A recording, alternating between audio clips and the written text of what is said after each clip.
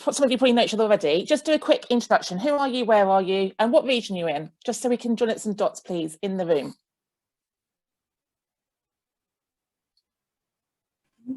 I'm in Suffolk. I'm Lucinda James, and yeah, I work across Suffolk and Norfolk. Thank you, Lucinda. If you just type it into the chat, because then we can extract the chat and send it to you all at the end of the session. Thank you.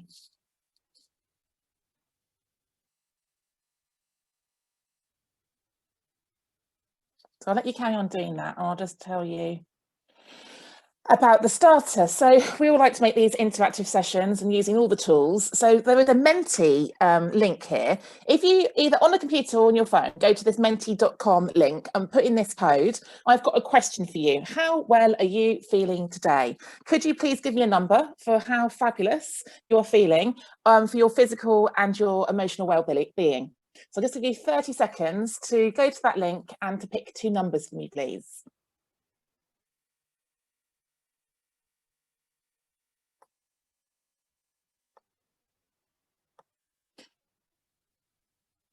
And our results will begin to populate on here.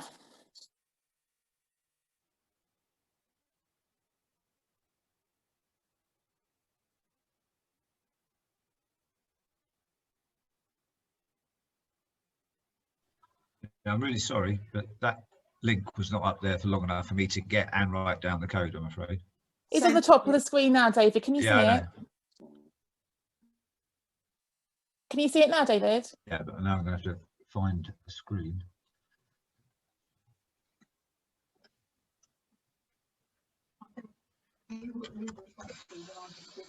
So we're feeling quite well as a group.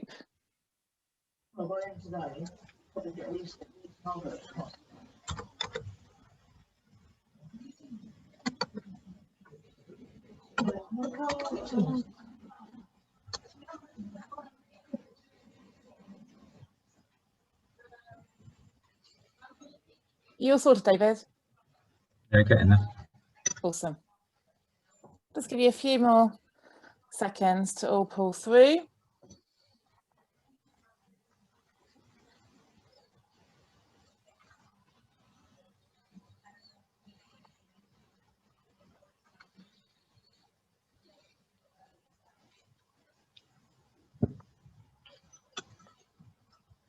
So we've got 25 people have done that survey. It's quite interesting how consistent it is actually, that we're pretty much feeling as physically well as we are feeling as emotionally well. I just wanted to use that as an example of how we can do a quick check-in at the start of a session.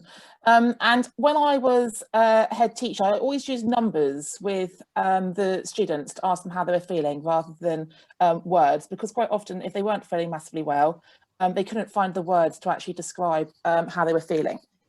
So a little bit about me. I'm a former head teacher. I am part of the Leeds Beckett Mental Health in Schools Award. I'm one of their coaches, and I've done the mental health first aid course.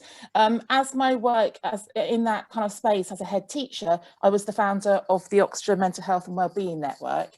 And when I left headship, I spent last year working at Buckingham University on their PGCE. So that's how I've kind of ended up here working with you all today and for the next session.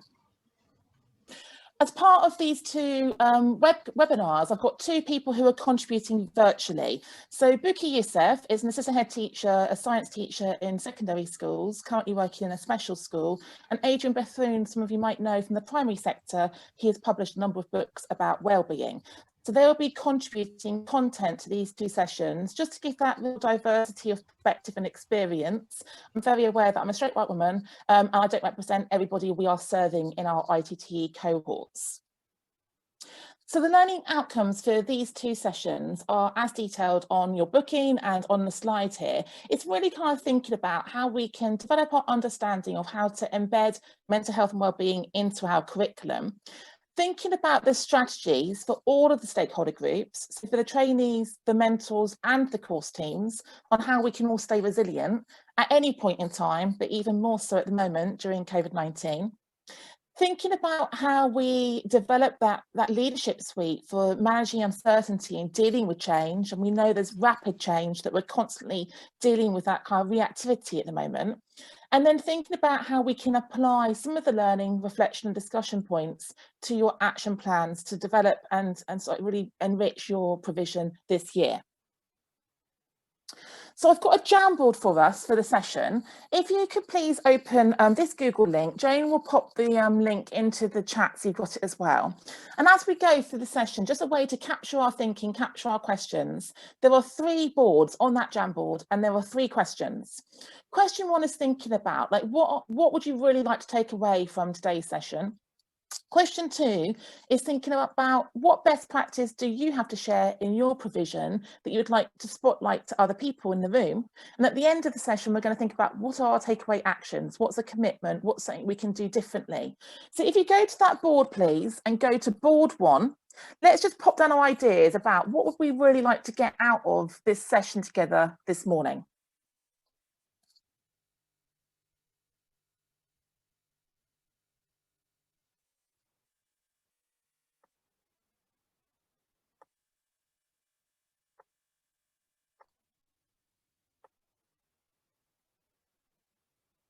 And if you haven't used Jamboard before, you just click on the post-it square.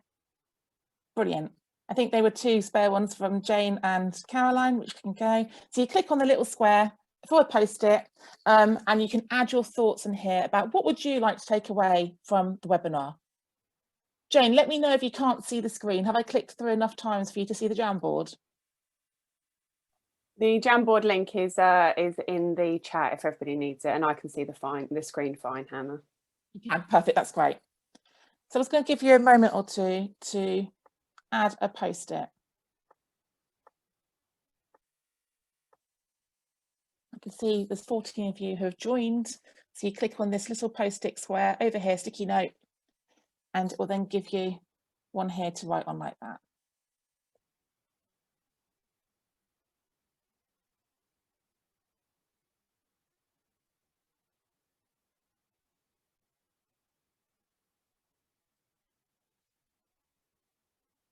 Okay, great. So strategies to help our trainee teachers stay well, sharing best practice, supporting trainees through difficult situations,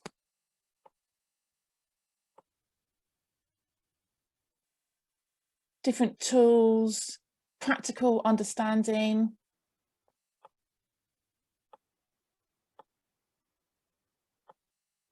brilliant.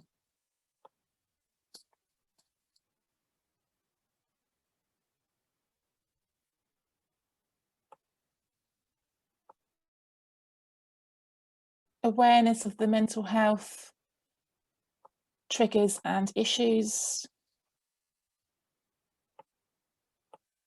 This is ideas. Okay, hopefully you'll get lots of ideas. Oh, that's a great question. Is our provision for wellbeing suitable and effective? Because we don't always know, do we? Until we begin to compare to other people, we don't necessarily know what our own blind spots are. And I don't think we always appreciate what our own best practice is until we compare it to other people's as well. So I'm just going to give you another minute just to carry on adding your thoughts, but also to read some of the thoughts there. And when we go to a breakout later, I will spend a few minutes just grouping them together to see how I can tease out some of the key threads. But there's lots of threads already here around kind of ideas, resources, strategies, deepen our understanding, and practical support. So I'm just going to stop sharing that and I'll come back to that later on in the session. I'm glad that worked. I always worry that these technical things aren't going to work on the day. Okay, so my first question for you all is a reflective question. What is your vision for mental health and wellbeing in your ITT or ITTE provision? And I don't think it's always necessarily aligned with where we work. So maybe you want to think here as an individual, as an educator in the education system, what is your vision for mental health and wellbeing? And then how does that sit within your provision? And how does that sit within the system? So I'll just give you a couple of moments to reflect on that series of questions, just to really gather your thoughts and think about what is your vision for mental health and wellbeing for our trainee teachers.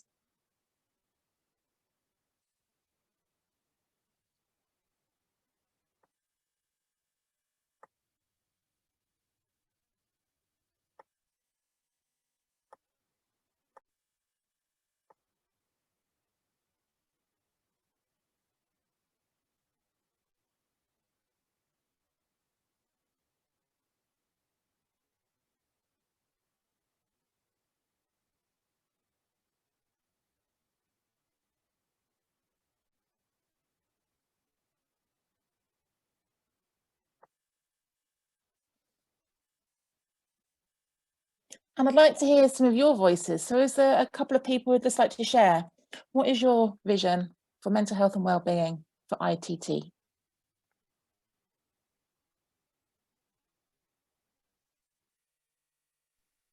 I'm happy to talk if that helps.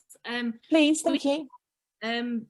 We try and help them manage the pressures of the course, because obviously it is a hard year, and we try and think of the pinch points within the year when assignments are due and, you know, things are going to be tricky for them, and we try and communicate that to mentors, so mentors are aware of the pinch points in the year and they can help the trainees manage their time. Or, you know, we'll say to mentors, it's okay for you to let them have an extra half day at the classroom this week if you feel they're struggling. Please, you make that decision, don't feel you have to ask me. You know, it's being human, I think, and letting the mentors know that they can allow them time out of the classroom to catch up on planning if that's what they need to do. So it stops them from worrying all weekend, and making that really clear to mentors that we want them to have some time off at the weekend. We don't want them to be working all the time. Thank you, Charlotte. It's really helpful. No, that's absolutely brilliant, and that really, and I think that's a problem for teaching at large, isn't it? The kind of the pinch points where you have multiple stakeholders and leaders, all with their own initiatives, and not always thinking about how that gets received on the ground level by the teachers. And you put a trainee into the mix, and it is a lot to navigate. So a kind of that overview of the kind of the calendar of the year, and almost like identifying the red zones and thinking about how can we be preemptive and proactive and preventative rather than reactive and responsive to those pinch points. That's a great starting point, Charlotte. Thank you. Can somebody else share their vision? Julie, do you want to jump in? Thank you. Yes, I'm the kind of mental health leader for our multi-academy trust, and one thing that I'm really for the kind of bigger system, if you like, of our schools is not to have a superficial approach to well-being and mental health, because, you know, there's been a lot of this going on. You know, in the end, I think sometimes schools feel like if they're giving their staff cake and they're organising Pilates and yoga classes and things like that, it's box ticked and job done. And I think we need a different approach. And I think, you know, we do need to talk about mental health and not just well-being, and we shouldn't trivialise. And I would really like to see a coaching culture in our schools. I think that would be really, really beneficial. And I know that a lot of private sector organisations have done that. You know, they've had a lot of people trained up as mental health champions and wellbeing coaches. And that is something that I would really like to see, really serious, you know, kind of consideration of these things in schools and not superficial. Thank you, Julie. So I'm hearing a kind of a system approach, a strategic approach, thinking about the culture of mental health and wellbeing, and not just that tokenistic surface level. Like you say, a fruit bowl isn't enough, or some yoga at the end of term isn't really going to put a plaster on a whole term's worth of fatigue. And we all know that a lot of teachers, particularly trainees, get really ill during their holidays because it's recuperation time and it's like a couch time for a whole week. So thank you so much for that. Kind of thinking about the strategic, holistic approach. Should we go to one more? Is there anybody else who'd like to share? Just scrolling to see if anyone's unmuted or.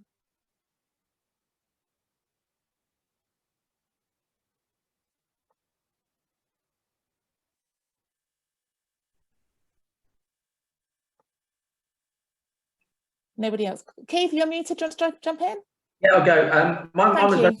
to the earlier one, and we try and make sure that our trainees are supported at every moment. So I'm a course tutor, and my colleagues, what we do with our trainees, we've got 60 at the minute, and we split our trainees between each of the course tutors, and we're their kind of go-to. So kind of at any moment, we're their go-to. So we're like an extra layer. So we've got that, we've got the mentor, we've got the professional mentor. What I'm trying to introduce at the minute, and this isn't my idea, this is something that I got off another mental health course in Cambridge, is the idea of getting our alumni to support as an extra layer of support. So I yesterday contacted all our schools and asked them to provide the alumni names who would be able to support trainees and the NQTs, because obviously the NQTs, their year last year got really disrupted with COVID. So I'm doing some coaching training with them, hopefully before Christmas. Once they've done that training, then they'll be able to be that added layer of support. So we're kind of trying to cover it on all bases. So I kind of, we're trying to holistically say that at any moment they are supported and they can come and talk to us.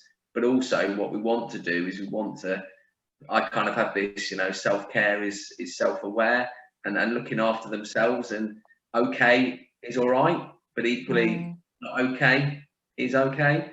So trying to get that culture across, but I think it's really difficult. That's great, Keith, thank you. And absolutely, that kind of alumni network, that soft network of people who have walked this walk, but recently as well. And I know that Teach First do that really well, that every cohort, they have a couple of alumni who then run the Facebook group, and anyone who trained that year joins the Facebook group, and you get that kind of that soft network around you of people you can just reach out to. And I was quite surprised working at the university, they didn't have that set up. They didn't have an NQT network or an RQT network. So I think that way to connect the dots, because also then those relationships have a life of their own, and the support is there, as opposed to you trying to instigate it and initiate it and kind of manage it as well. I'm going to talk about social media as a support tool later on in the session. So thank you so much for the 3 people who shared. I'll go back into the slides. So thinking about that vision, my question to you now, we're going to go into breakout rooms, is to think about how is that vision brought to life? So if that is your vision for mental health and well-being in your provision, what are the things you then do to actually bring that to fruition? And I want you to think about it through the 2 lenses of how does that show up in the curriculum, but how does that also show up in that pastoral support? So you're going to get put into 6 rooms now, 6 people, you're going to be sorted randomly and spending 10 minutes really just kind of like sharing what works, what doesn't work, and what are perhaps some of the pinch points for you as providers. So over to you, Jane, please. Lovely. Your breakout rooms are coming up now. If you do have any problems, then obviously we will remain in the main room, and just let us know. We'll see you in 10 minutes. Hannah, we have everybody back in the room. I'll pass back over to you. Thank you, Jane. So that was just a quick conversation to get us going, really, thinking about how does this vision become our provision, and how does it sort of manifest in both the curriculum and in the pastoral kind of offer. If I could ask one person from each group just to summarise perhaps the headlines of what you talked about. So can I ask someone from breakout room 1, just to give us a little bit of feedback from breakout room 1, please? That's me, Hannah. Thank you, Kathy. So we just talked about we talked about the different things that we offer as different providers. We did talk about the engagement being different between primary and secondary. So I work with primary and secondary. I know that our primaries engage a lot more than secondaries with the things that we offer. And Laura's talking about her primary offer and how successful they've been. We wondered whether it was just because they're all primary trainees. We talked about regular sessions, obviously all on Zoom now, so engagement's not as great, but at least it is there. Regular, just catch-ups with people, offering that extra support, and putting in mindfulness sessions throughout the year. Brilliant, that's great, Kathy. And with that distinction between primary and secondary, which might just be context specific, like have you done some questioning of that to hear from them perhaps why the engagement's different? We haven't, no. I was scared, no. Okay, so it'll be interesting to see if we pull that out as a kind of a common thread as we go on. So thank you, group 1. Can I have someone from breakout room 2, please, to summarise? Yeah, that was me. Hi, Jo. Hi, we had a quick offload, like like I'm sure a lot of breakout rooms did. And then we talked about curriculum, not only curriculum content, but also curriculum sequence in terms of the kind of training days that we might put on when we know those pinch points are. We talked about mental health first aiders and how many of those we have on our team and how we can use those. We also talked about some of us has had some quite serious safeguarding issues, and making sure that we have a safeguarding lead or somebody that can step in for a safeguarding for our trainees. Then we went to move on to talk about pastoral support, not only for trainees, but also mentors, professional mentors and tutors. So obviously not being in the room, I'm sure everyone's doing very similar things about kind of just regular drop-ins, just to kind of offload, be together, it will be in a virtual room. And then we kind of culminated all of that with talking about something that somebody else had used a word, one of my colleagues used a word, compassion fatigue. So here we are as SCIP program directors soaking all of this up and everybody else's problems and being that problem solver. But what are we doing to look after ourselves? Because if we go under, then shit hits the fan, so to speak. Absolutely, Jo, and thank you for that. You covered a lot in 10 minutes, so it's a great summary. Thank you. And compassion fatigue is something, as a head teacher, I was acutely aware of. We had a very vulnerable school with the highest proportion of SEN and CP I've ever experienced in my career, and my staff, it definitely triggered my staff on a regular basis. And we did a lot of trauma training, a lot of ACEs training, but the kind of the compassion fatigue really began to kick in for my middle leaders and my senior leaders, who would, like you say, were just the emotional sponges. So thinking about how we support the tutors and the mentors and the leaders of the provision, I think is as key, because if you guys aren't well and you haven't got somewhere to offload to, then it's really hard for you to carry on absorbing everyone else's sort of like safeguarding and mental health issues as well. So thank you, Jo, for spotlighting that. How about group 3? Does someone from group 3 want to share? We didn't allocate anybody, but I'll talk. We did the same. We talked about sort of giving trainees weekly strategies on newsletters, wasn't mentioned. Obviously streamlining your documentation, mindfulness sessions, time management sessions, mental well-being sessions, and having a system of a go-to person, identifying the most vulnerable at the start, but then also have for all the trainees a go-to person, and then working with mentors to get to know the trainees and understand their challenges, develop more empathy, and yeah, so look out for the state the trainees are in, and using some of that in the mentor development sessions. And yeah, RAP plans were mentioned, mental health for first aiders, but we also said we had lots of things online, and the take up by trainees was varied because they felt the pressure, so they didn't attend the workshops that they were supposed to, that are there to help them. Yeah, so that's a difficult one. Yeah, thank you, Katrina. And thinking about the mentors, I was just grouping your post-its on the Jamboard, and like how to support mentors came up, and some of the questions were how to support mentors supporting more vulnerable or weaker trainees, but equally when we have weaker mentors as well, and sometimes the matching of the mentor and the trainee can be problematic. So certainly there about the kind of the pastoral makeup, that you might have a mentor who's easily triggered with a very needy trainee, and it almost becomes a bit of a recipe for disaster. So thank you, Katrin, for group 3. How about group 4? Someone from group 4 want to share? Yeah, that's me. Hi, Pippa. Hiya. So basically very similar to all the other groups, we talked about the strategies that we have in place. We've kind of listed a couple of us do the emotional intelligence kind of training, and a mental health first aid, excelling under pressure, just general training sessions that we run. We talked about how we looked at our curriculums, obviously in light of the new ITT core curriculum, and reducing workload wherever possible, without taking away the essentials, but stripping out anything that's non-essential.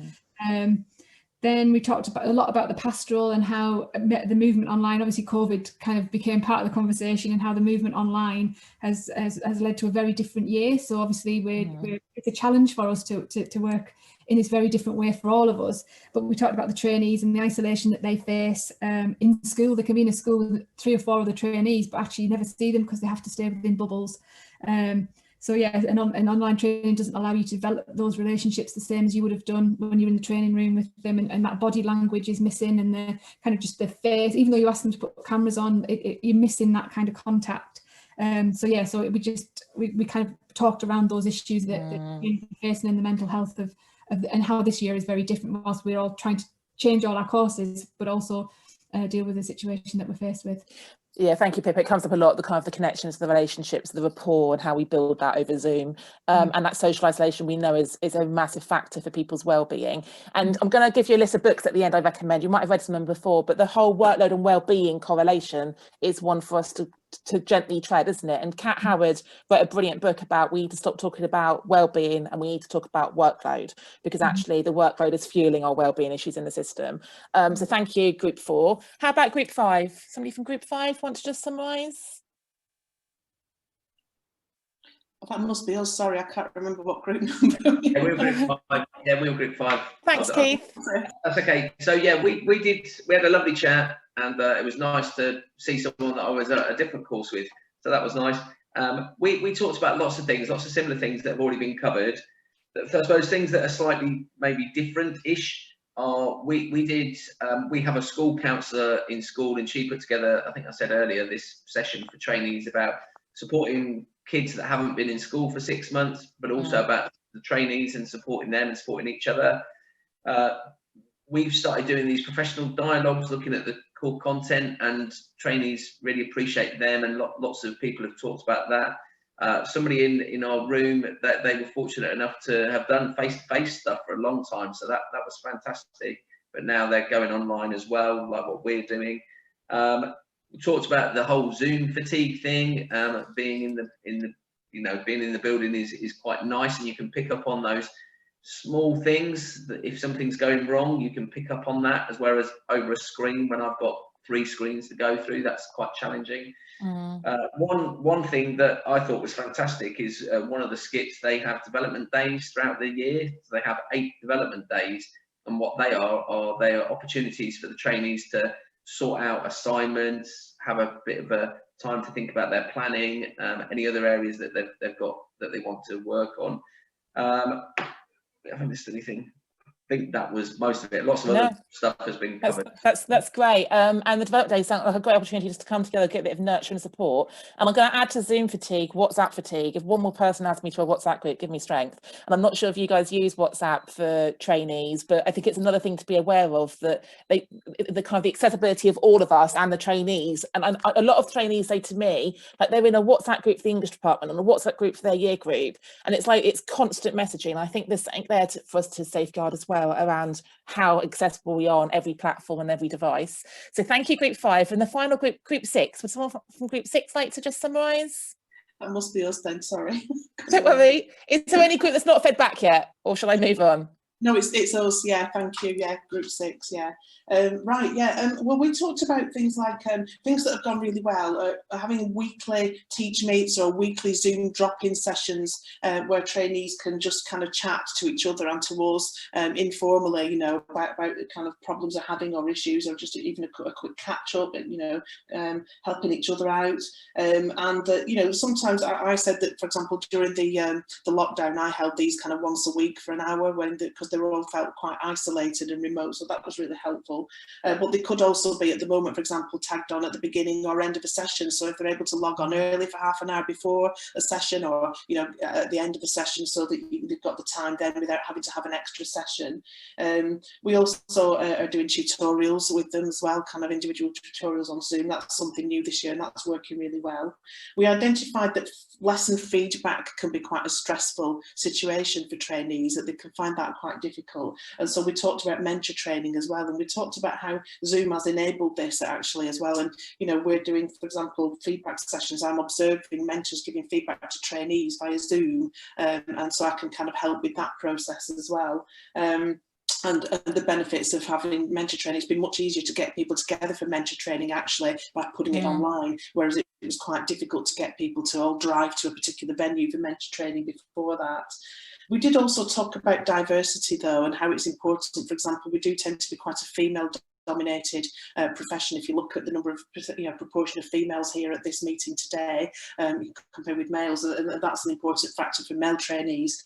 We also talked about LGBT trainees as well, and that we recognise that we need a diverse range of colleagues who are, you know, able to provide support to our trainees, really.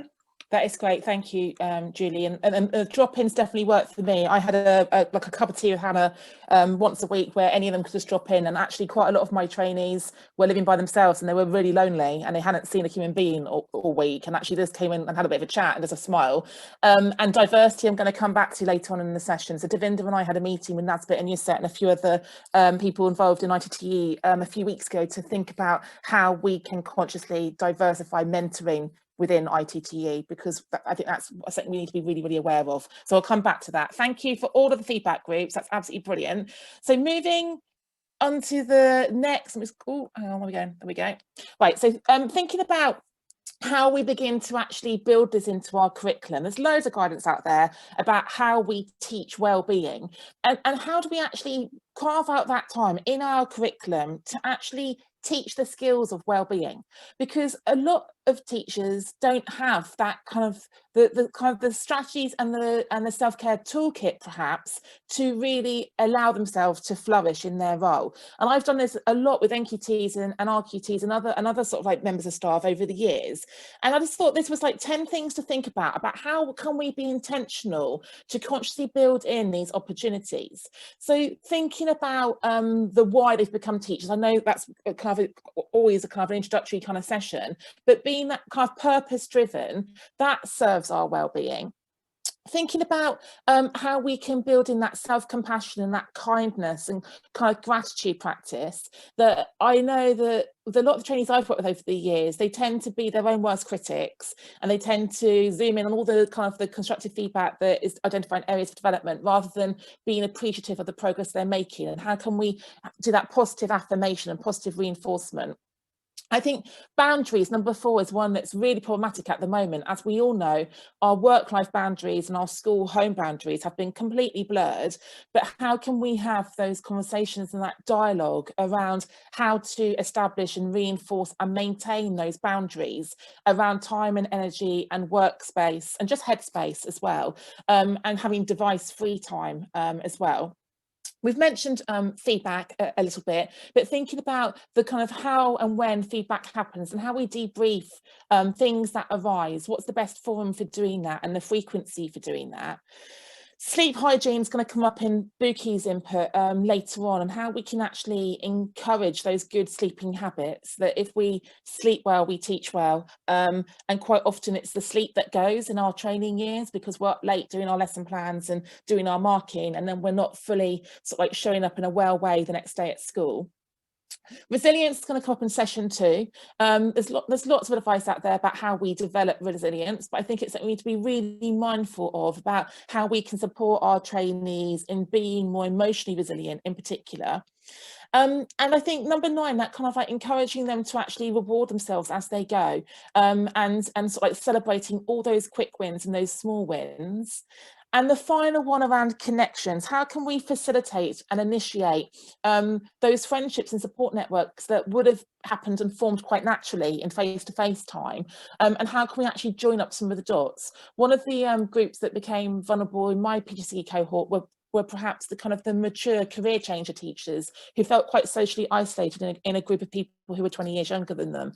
So I did some deliberate kind of Cilla Black matchmaking where I introduced a couple of them, just so they had somebody who perhaps had a bit more empathy about their situation to support them. So please in the chat, pop in any other ideas about how you go about teaching wellbeing and how you build it into your curriculum. And yes, you are going to get the slides for the session at the end of today. You'll get a link to the slides. So thinking about your curriculum and the specifics of your curriculum, where does wellbeing show up?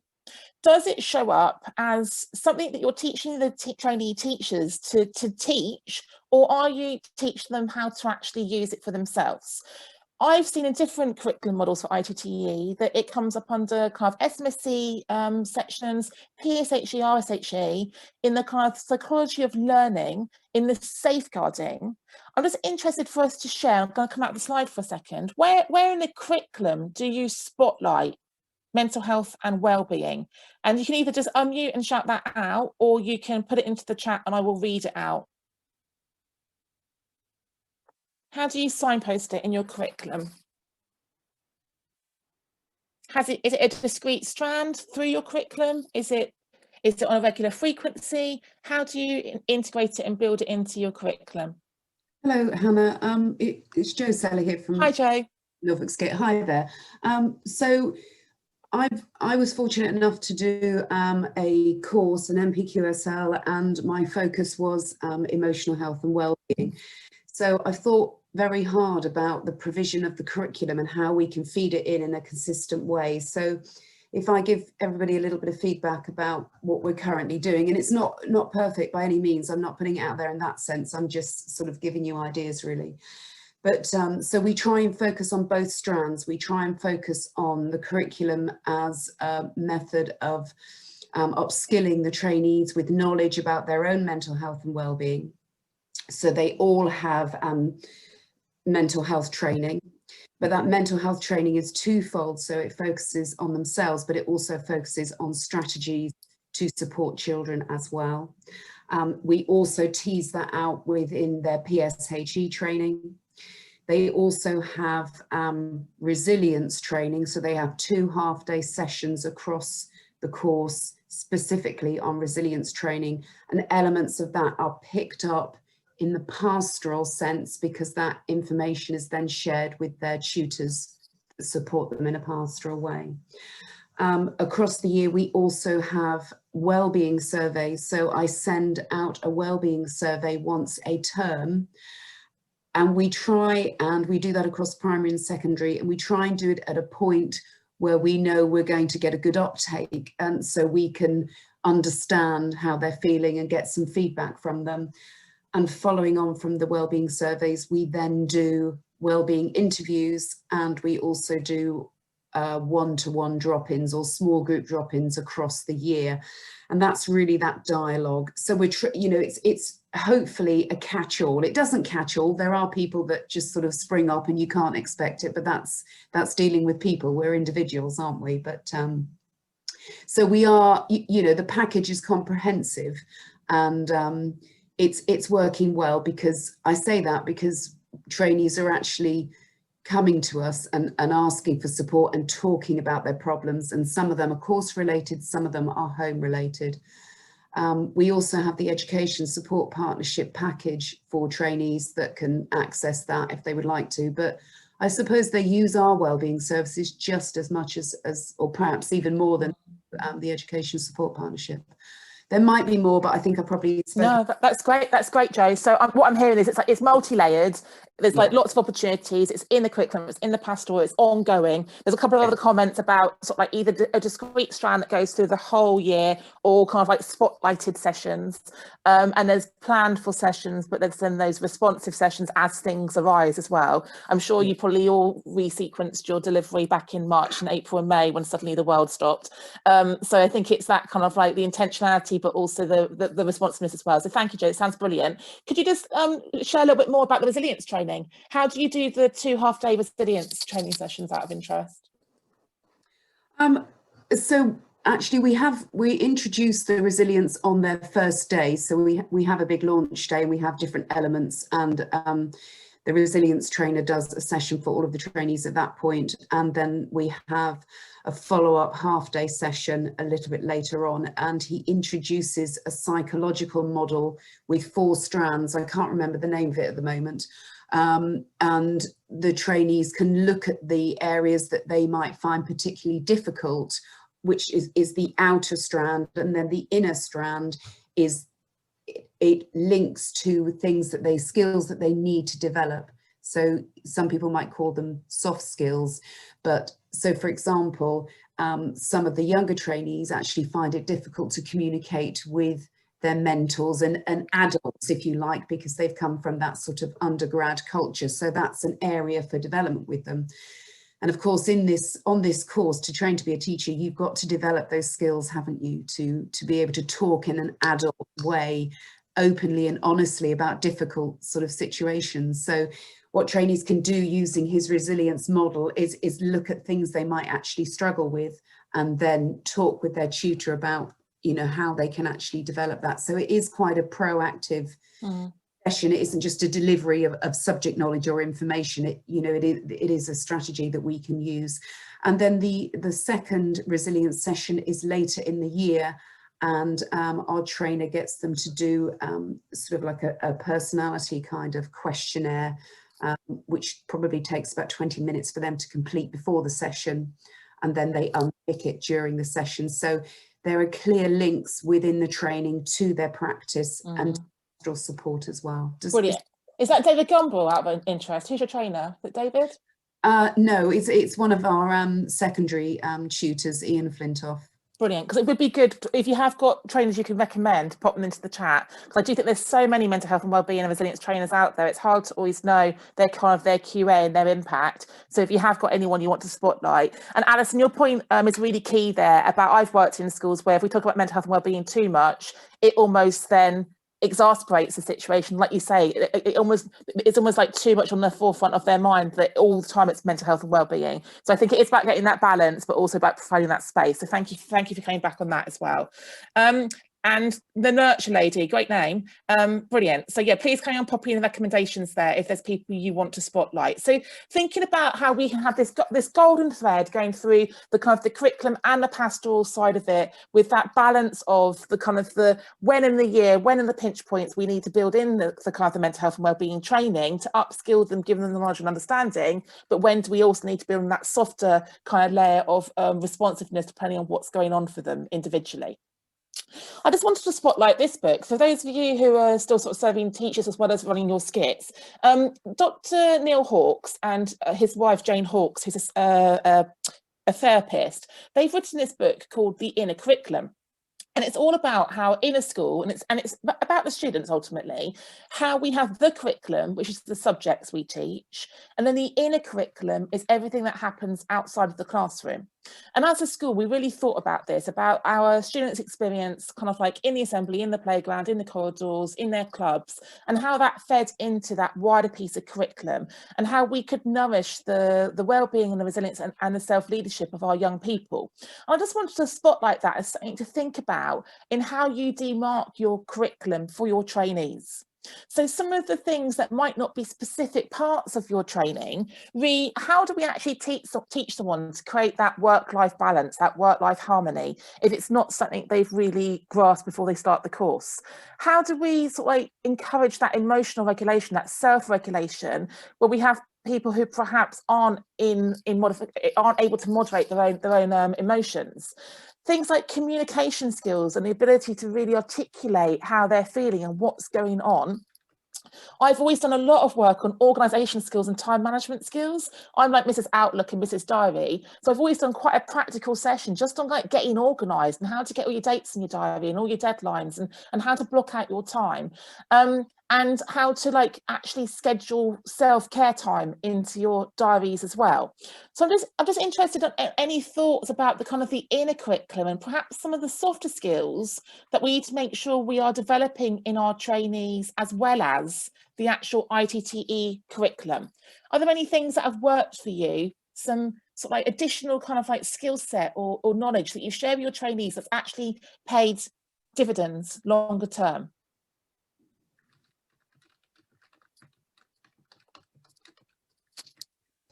Thank you for all the book recommendations. That's brilliant. Helen, are you unmuted? Do you want to dive in? Just a simple thing is part of the initial induction, actually got them to fill out a weekly plan and build in where they're going to have their non-work time, and directed them back to that repeatedly over the last few weeks. Yeah, great. No, really, really practical. But some of those simple things sometimes get lost in the kind of the induction into the course, or induction into school. You do above the line, below the line. Tracy, do you want to explain that one? Yeah, it's something that's worked quite well. We started it last year, but we've really kind of paid mind to it. So it's basically it's all those skills it's similar to what our other colleague was saying, kind of self-analysis. So if you're above the line, you're coping, you've got these strategy skills, you're problem solving, you're organized. If you're below the line, it's things like you're in self-denial, you're putting things off, and it's that kind of self-awareness. So we shared that's a nice visual that we have, and we share that with our mentors as well, because we're trying to get obviously we're all trying to get the trainees to self-assess and coach themselves, rather than saying, you know, it developed that independence. And you were saying with the organisation, it ties into that. But because we're doing it with the mentors as well, it's kind of getting the trainees to look at it and say, before I go and ask my mentor, what can I physically do myself? So it's kind of more on the independent organisation skills, but it does go into mental health and well-being as well. Because if you're feeling below the line, you're just and one of the things is overwhelmed. So what can I do to get myself above the line? So those kind of key questions have really, we found them to be quite Yeah, quite that's great, Tracy. Thinking about that sort of heightening the self-awareness. And Doreen, I've done a lot of work with leaders where we do the kind of the personality profiling and the learning preferences. And I think that might be a really interesting thing to do with trainees. So they're really, really aware of how do you actually learn and what actually triggers you. Are you someone who leaves things to the last minute and you're okay with that? Or are you someone who needs to do it 2 weeks in advance because otherwise you can't sleep? And I think anything we can do to really get them to reflect on who they are, how they're motivated, how they work, how they process information and emotions might be an interesting thing to think about as well. And maybe for the mentors, one of the things that comes up quite a lot with the introverted versus the extroverted personality preference is about how we give and receive feedback and how we give and receive challenge. And people who think they are giving challenge, but actually they're not giving challenge, and people who think they're receiving a lot of challenge, but actually they're not. And I think something around giving that kind of explanation and language and understanding might be really helpful for that synergy between the mentor and the mentee. I think I saw someone else unmute. Liz, were you unmuted? Do you want to jump in? Yeah. I was just thinking for some of them going into school really is a new environment, and that what you talked about organisation and calendars, and we make a big deal out of like you need to get hold of a school calendar and really understand it. They're trying to do these evidence bundles now and then realise there's an assessment week, they're going to be out this day, they're going to be out that, and that just stresses them and gives them those pinch points. They've got an assessment to do and they don't understand the calendar, and just being super organised and just helping them understand the bigger picture of a school and how that works can be quite helpful. Absolutely. And I'd say the same thing for the mentors as well, because actually it was my mentors who got more stressed than my trainees half the time because their workload was so much bigger, and anything we can do just to really keep them all organised. The mentors are organised, the trainees tend to be a bit more organised as well. Thank you. I can't see anyone else who's unmuted who wants to jump in. So I'll go back to the slides, but please give me a shout if I've missed you. So please have a look at that book. It's a short read, and it's really interesting to get you to think about that kind of that wider piece of the curriculum. And it's all about the values we have in our schools as well. So lots of pastoral support ideas have already been shared. I wanted you just to really kind of think about the whole process from the minute you actually meet your potential prospective trainees to when they actually get onboarded. How is that admissions data, that admissions information shared? Because I was quite shocked at some of the gaps when I picked up a cohort of 450 trainees at how little information I was actually given about who was potentially vulnerable, who had a history or already had support in place for mental health and well-being, and then thinking about how that information is cascaded sensitively to the different stakeholders who are supporting that individual trainee. So depending on your model, like I'm used to a model where everyone's got a subject mentor in school and then a tutor who's kind of a visiting professional tutor, and then perhaps somebody within the team who is overseeing pastoral and overseeing mental health and well-being, and then the course lead as well. And thinking about how we share that information between those different stakeholder groups to close those gaps. Because if we think about the people who are most vulnerable, I was absolutely mortified to find out how unwell one of my trainees was a few days after it happened, and I wasn't given the information to ring him and check in with him during half term.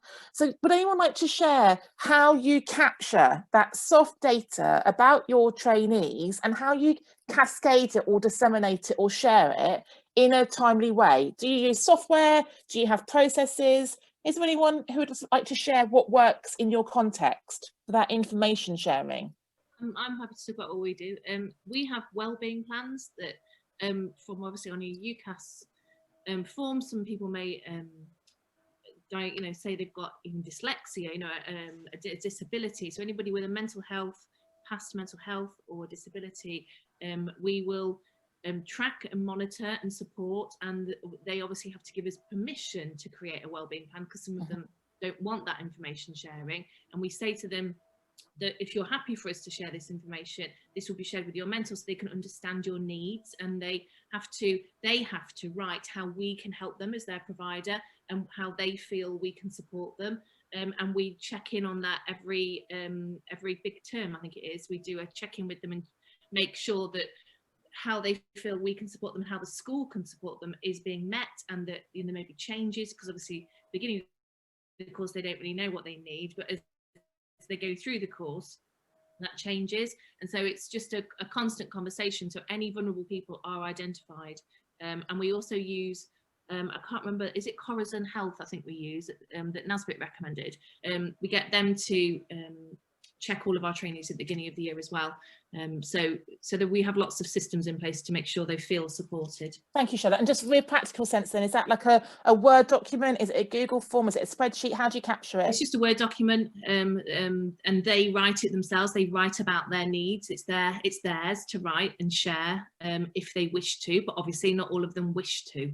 Which is the problem sometimes. Well, yeah, absolutely. And when we begin to think about the data, which groups are not wanting to share? And I think there's something to think about here. Do you mean if we think about retention and attrition, and those who get onboarded are inducted with mental health and wellbeing issues, but those who then pick them up as the course goes on, how detailed are we at looking at the data about groups of different people? So have we got trends whereby it's male versus female trainees who are developing mental health and wellbeing? Is it people with protected characteristics, LGBT, people of colour? Is it the age range that's the kind of the factor? Is it people with children? I think that there's some data there we really need to get under, because when I picked up these 450 trainees, and I had like 25 who were quite vulnerable, and they all had something in common. They all had a protected characteristic. And that straight away made me think, as a provider, are we failing diversity and the people with diverse backgrounds? And actually, it's one of the factors about why there's a mental health and wellbeing issue manifesting, actually, that there is a gap in our provision and a gap in our mentoring, tutoring, course leadership, that we're not being mindful of the diverse experiences of some of our trainees. I'm just wondering whether that resonates with anyone else, whether that was just a trend in my cohort, or whether anybody else is seeing trends with perhaps who becomes vulnerable, who is vulnerable. Or is anyone doing some data handling, some data analysis of that kind of level of detail of who's got mental health and wellbeing issues? We analyse and we identify on a spreadsheet at the beginning, so from interview and then from their occupational health checks, we identify and put them on a plan. And then during the year, we find there's quite a few that, so we have them on a vulnerable list, and we put support in place and we keep checking in with them. And then we also during the year find out there's quite a few people that don't tell us, and we put them on a personalised support plan, which sounds similar to what everyone else is doing. But then within our SED, we analyse that data, but we're quite a small provider with about 40 trainees each year, and we found no trends. Okay, that's interesting. But we have been analysing it for the last 3 years, because we had initially for a couple of years we had a slightly higher than average retention issue, and we've been trying to look at, is it ethnicity, is it age, like you say. And so we've been analysing it for quite a few years, and now we've started analysing it from the wellbeing point of view, and we can't find a trend. Okay, but we do analyse it. That's really interesting, Ruth, because I think men came out as one of my biggest groups that were most vulnerable, and I had to have quite a robust conversation with a number of young men who hadn't come forward and were dealing with some significant stuff in their schools, in their personal lives, and I couldn't help them, and their tutors couldn't help them. And I think we all know that if we look at the national data on mental health and wellbeing, that men are very vulnerable when it comes to suicide ideation, and I think it's how can we really tackle that toxic masculinity and make sure that we're having those conversations with everybody and creating those safe spaces so the men are actually sharing what they're dealing with as well. And I think career changes similarly. I've had a number of, when I worked in London, I had a number of kind of like city career changers who were like top of their game, became trainee teachers, and they were mortified that they weren't coping, and they didn't really want to let us know they weren't coping because they were used to being sort of like top of their game back in their corporate sector. And again, we had to really think about how to manage those conversations. So I think just really look at that data and really begin to think, are there some patterns emerging? David, can I ask you to share what you put in the chat about the stress tool you use, please, or the stress check? Yeah, sorry. Obviously on UCAS, there's a kind of box for them to tick about their kind of health, wellbeing, disability, and we have about 65 secondary trainees, and a fair percentage of those kind of indicate they have kind of a mental health issue on that.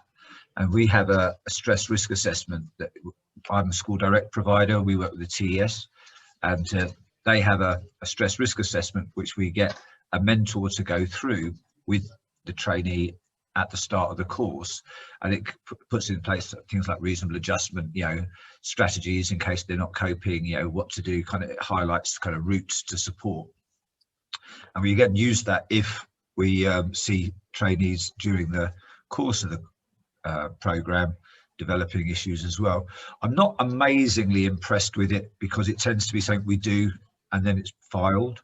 But on the other hand, it does initiate a conversation, and they've got a very good lady at TES, Sarah Thompson, who checks in with me to see how those people that we've identified or who have done this are doing.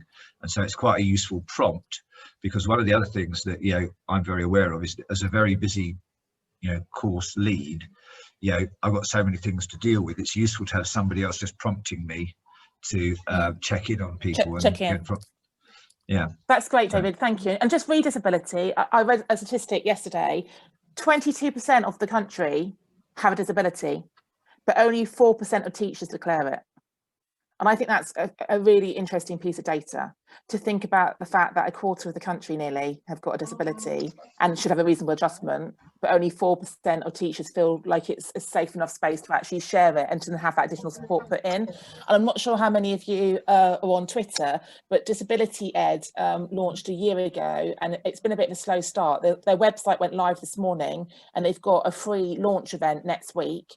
And it is a grassroots group led by a group of people with disabilities who are in education, who are creating a support network for teachers who are people with disabilities. So please Google Disability Ed, have a look at their website, and perhaps use that as a signpost out to your cohort if you do have people who are perhaps struggling or not disclosing, or maybe starting to share with everyone, so they then know there's that additional layer of support there should they choose to do it in a discreet way. So going back into the last couple of slides before we go for a comfort break. We kind of picked up on this already, but that kind of thinking about who is vulnerable. As a head, I always ask the same question to my team at the start of every year, to my SLT: who is potentially vulnerable this year? And they always listed off what I thought were quite the obvious groups of people, the NQTs, or the person returning from maternity leave. But thinking about those different characteristics of what makes someone vulnerable, and particularly at the moment with COVID, like I wouldn't have normally put on that list people who live by themselves are perhaps a vulnerable group. But I think thinking about what this definition of vulnerability means within the context of initial teacher training in the middle of a global pandemic is something to really consider, to think about. You might want to change your lens or change your criteria for who is potentially vulnerable at the moment. You've already mentioned some ways that you do the monitoring, and whether it's a spreadsheet or a document, how do you capture and share and track that, and think about the different levels? I'm thinking of my DSL hat on here, or as a mental health lead in a school, we had a kind of a RAG rating of people who just needed some light touch monitoring, whereas people who were at the high end of that spectrum and needed quite a lot of additional external support and perhaps some referrals. And then really thinking about how you share and cascade that information, and what is the process for looping in the mentors, the tutors, the individual schools, to make sure people are aware of those things that are happening, which you guys are probably finding out a lot quicker about because the trainees will trust you and share with you. And sometimes it is sensitive data, and how do we share that to make sure that people are aware that some individuals might need a little bit of extra support at different times.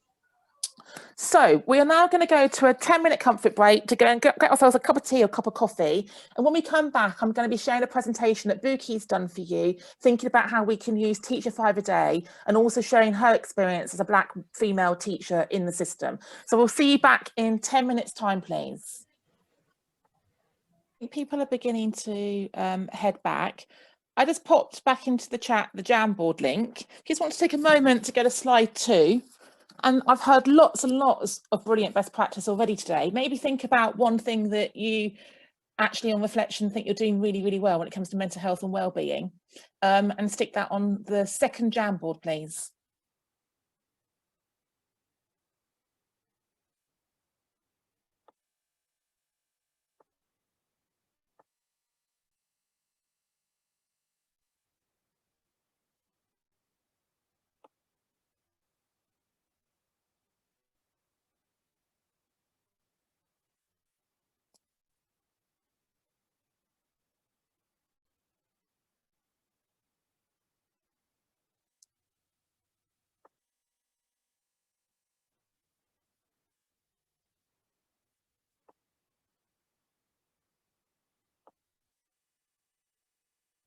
Welcome back, everyone. If you just go back to the Jamboard and to the second page, just think about an example of best practice you'd be willing to share with other people in this programme, as something actually, or maybe more than one thing, that you know that you're doing really, really well within your provision when it comes to mental health and wellbeing.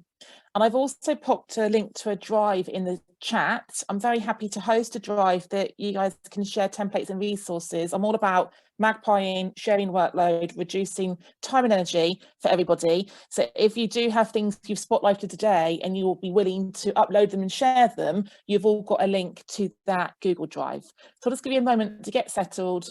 One post-it, please, on the second page of the Jamboard.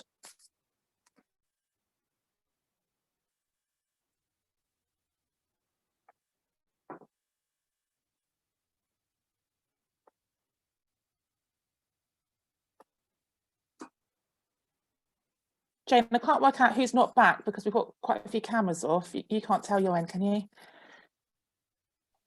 No, Hannah, I can see exactly what you've got. I think we've got most. Okay, fine. There's a few people who are without their cameras on, but I think that was the case at the start. Okay, so I was going to repeat that for the third time then. So welcome back. In the chat, I've reposted the Jamboard link. If you want to go back to the Jamboard and go onto the second page of the Jamboard, just think about something, a piece of best practice that you are happy to share with other people in this cohort. And in the chat, I've popped a Google Drive link. The slides from today are already there, but perhaps we can think about how we can crowdsource templates and resources to actually reduce workload and support one another in developing this practice between this session and session 2 as well. So I'm going to give you a minute to do that, and then we're going to go back into the slides for part 2.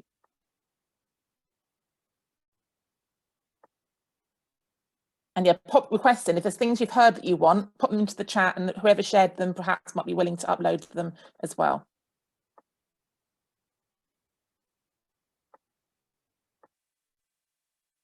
And you'll see on page 1 of the Jamboard, I've grouped them into kind of what the trends were. We've got 6 different kind of things that people want from these sessions, which will feed into my planning for session 2. And awesome. So support plans are coming up as something that people are willing to share. Wellbeing plans as well. One-to-ones, awesome. Supporting tutors. Love a flow chart. Please do share flow charts. Workload, tools, wellbeing survey. Fantastic. I'll just give you another moment to pop on there your best practice. Oh, wording of emails, that'd be great as well to reduce all the comms. Assignment support, brilliant.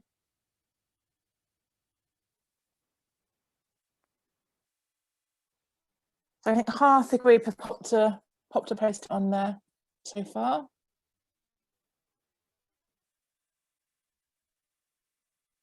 And I think I can download the Jamboard and pop that into the Google Drive for you all as a reference as well.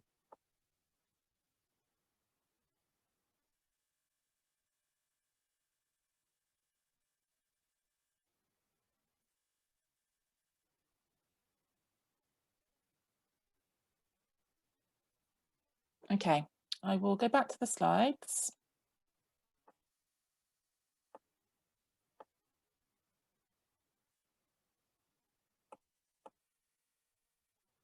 Okay, so for this section of the delivery, I'm going to hand over to Buki, who has pre-recorded some input, talking you through her experience of Teacher 5 a Day. I need to take my headphones out to make sure the audio works. So, introducing you to Buki. Hello, my name is Buki Houston. I'm a senior leader, science teacher, and consultant. I work on a flexible basis for over 20 years, and I still love teaching and learning. And this I will share how I can be well and stay.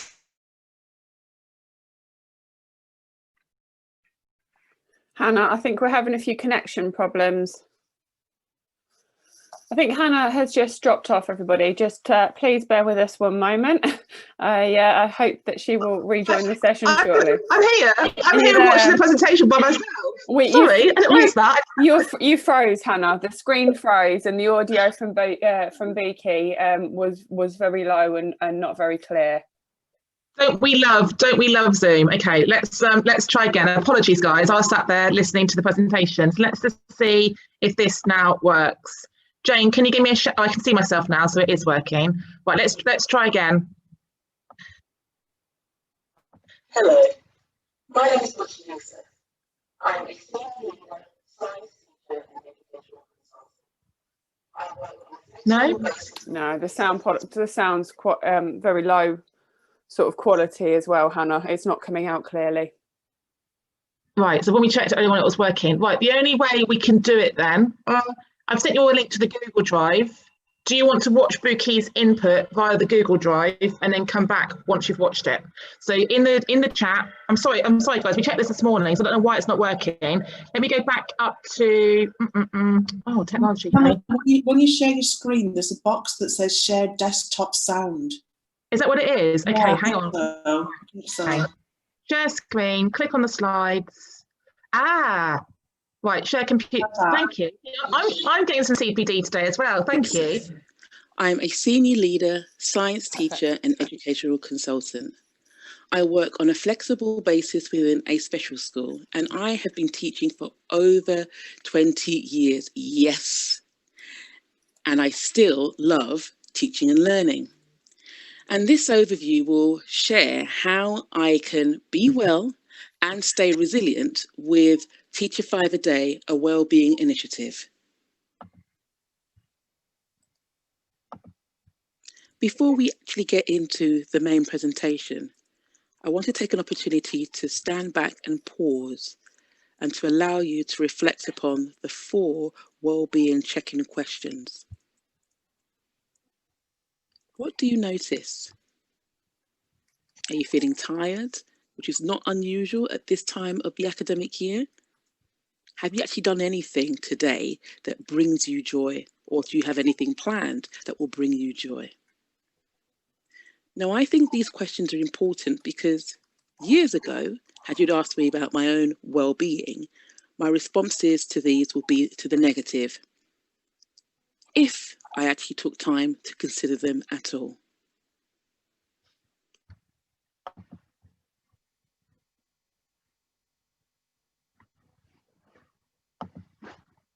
Before we actually get into,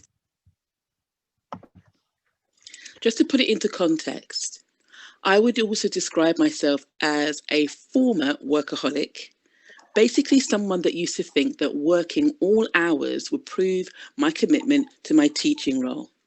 Now, I confuse this with the fact that I love teaching and learning, and obviously when you love something, you want to spend as much time as you can involved and engage with it. But my thinking wasn't right in the fact that equating the number of hours that I devoted to a particular role proved worthiness and proved commitment. And this is something that changed over the years.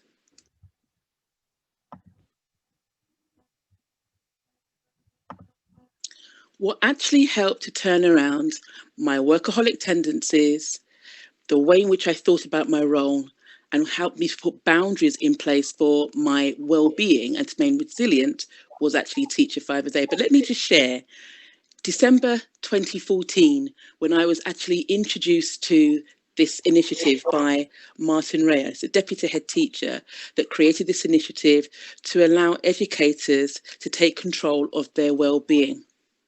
When he got in touch with me, I was too busy. I was just overwhelmed with lots of different things. It's a busy time of year, as you know, autumn time. And I said, no, I can't be involved. But then what actually happened was I got very ill with a really bad case of flu. And remember what I said about my commitment to my role? I naively thought, because I was in a senior leadership role, even though I was clearly unwell, that I had to keep going into school. And it just made me feel worse. So much so that during that particular Christmas break, I ended up staying in bed for about 8 to 10 days. And that also involved a trip to A&E. And it was then that I realized, actually, it's a timely intervention, and I need to actually engage with this particular initiative to help me think about how I can redress the balance and meaningfully balance work as well as my life.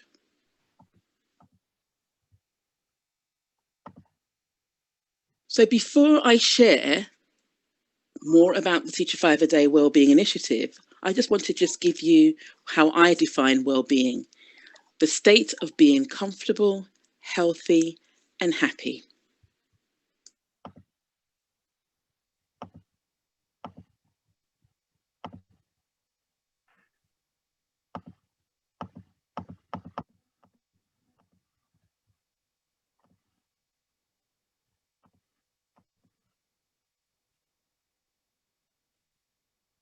Oh, sound's not working on that one. So this is her just outlining that that's the hashtag that you can encourage your trainees to follow on Twitter. Martin, who is the founder's handle, and the 5 foci, which is now going to talk you through.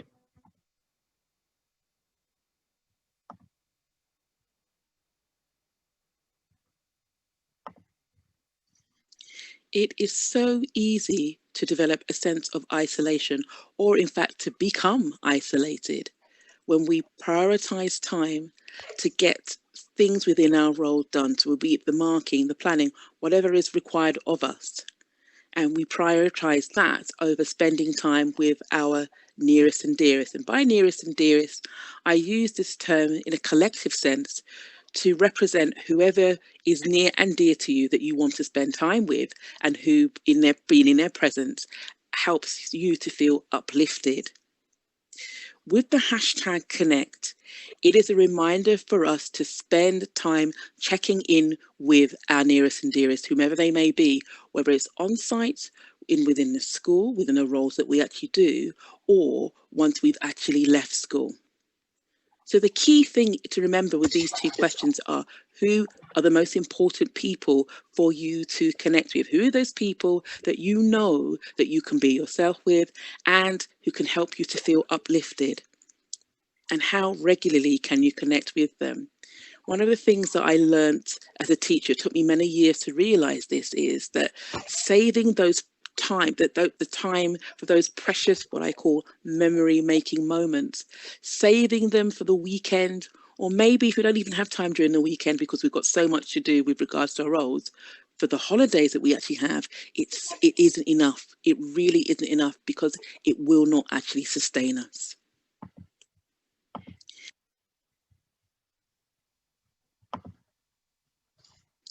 If you're anything like me, exercise is one of the things that falls by the wayside, even though we know generally how good we feel once we've undertaken any form of exercise. So if you only had 5 to 15 minutes to undertake exercise, what could you do during that time? And how could you incorporate this into your working week on a weekly or monthly basis?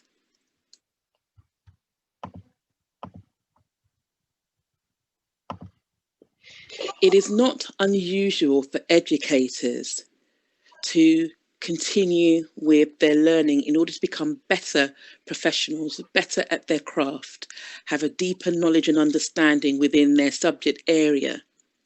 But beyond work, what are the other interests and things that could you possibly learn? So, for example, are there any hobbies, books that you are interested in? How could you include this as part of your week and your weekend? By devoting some time to things that are beyond what we do on a day-to-day basis within our roles, that can actually just help to take our mind off what we do, but also use our mind in a completely different way.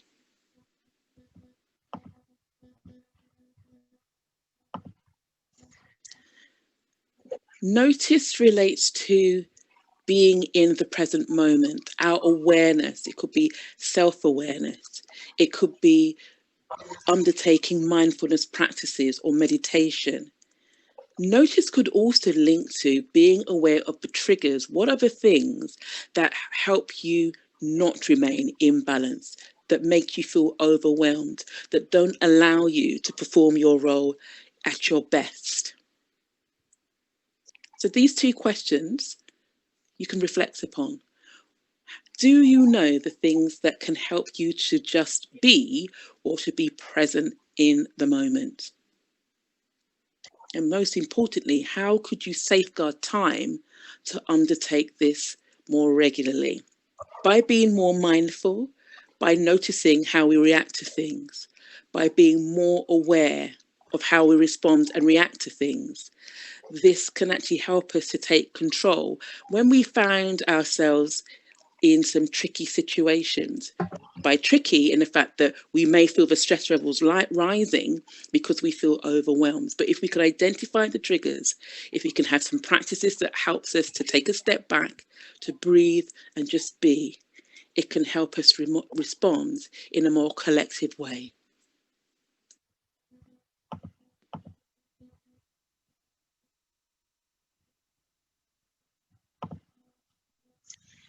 There is anecdotal and also tangible research that's actually been undertaken that shows that when we give back, when we are of service, when we volunteer, that can actually help to enhance and aid our own well-being.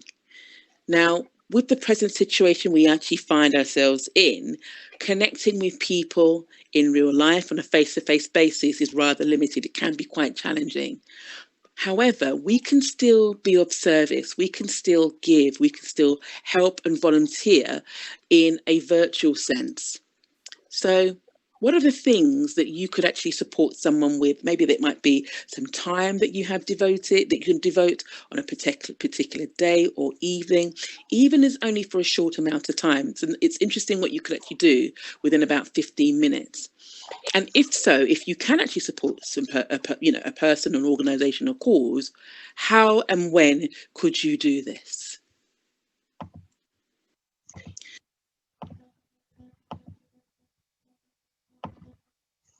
Even though sleep is not formally part of Teach a 5 a Day, it is still significant because it has a direct impact upon our mental health and well-being and how resilient we can actually be. So let me pose a question to you.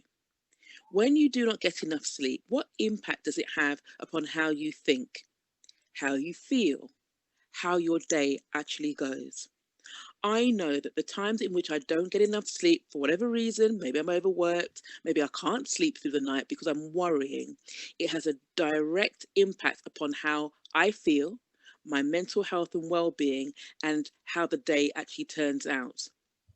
I know that I'm not operating from a place of rest, and this then impacts upon the decisions I make and my actual performance in my role. Even though sleep, with regards to well-being and looking at ways in which you can remain resilient, unfortunately, there isn't a magic bullet for this. At the end of the day, we have to find what works for us. And what may work for you clearly may not work for anyone else, but that's okay. It's actually finding what works for us. Being part of Teach a 5 a Day has made me accountable in a positive sense. So a lot of what I do is in a virtual sense, and it's only more recently I've actually met people, and more recently in the last 12 to 24 months, I actually met people that I've been communicating with virtually in real life. But knowing that I could actually share how I was connecting, what I was learning, the exercise that I undertook, practices that enable me to notice and be more present and mindful, and the ways in which I actually volunteered and gave back has really made a great difference. And that is the reason why I can say genuinely, I still love teaching and learning, and I am still resilient in spite of all the different challenges that we actually may experience. With that, I decided to create a particular initiative called #21daysJuly, and it was created because by the time the 1st of July actually rolls around, teachers as well as students, school leaders are clinging on by their fingertips and just waiting for the summer break to start. But I thought that it would also be great to try and get people aware about the Teach a Five a Day Wellbeing Initiative and engage in fun ways. And through hashtag 21 Days July, between the 1st and the 21st of July, I post a number of different initiatives that people can actually engage with and share on social media how they're getting on. It's all light-hearted, but it adds to the sense of being part of a community and that you are not alone. So that's what works for me, but what could possibly work for you? Are there particular aspects of Teach a Five a Day that could work for you? And just to be clear, you do not have to undertake all 5 aspects. If you feel leaning towards one of the aspects more than another, that's fine. As we say, it's about looking at what works for you and maintaining it.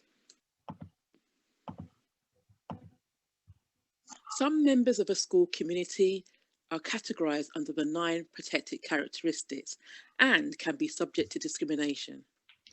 This will then pose challenges to their well-being, particularly if they have difficulty proving the discrimination that they face.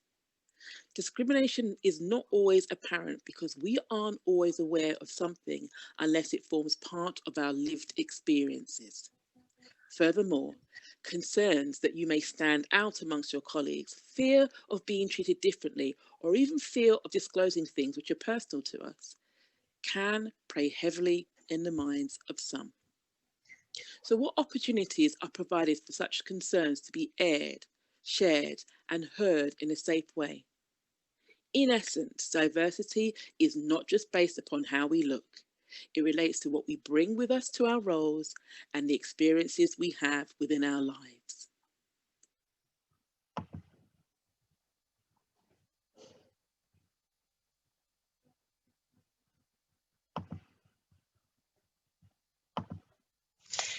If you are an educator that is looking for diversity, so you're looking to connect with organisations that can understand your experiences as an educator.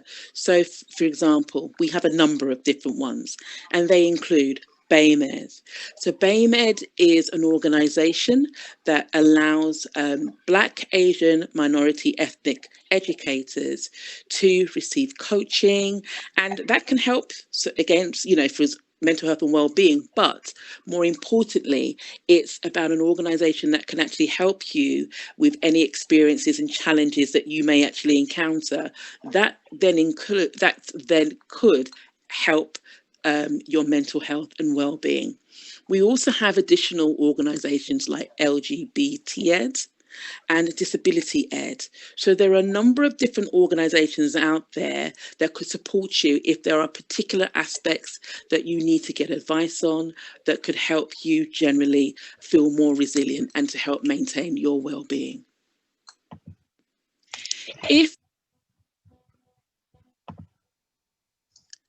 So I have some questions for you.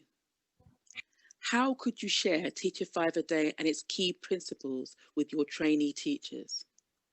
What will be the key messages that your trainee teachers need to hear, particularly if we want them to remain within the teaching profession? The best way of promoting well-being and resilience is simply through what we do. So I will end this presentation with 4 reflection points for you to consider.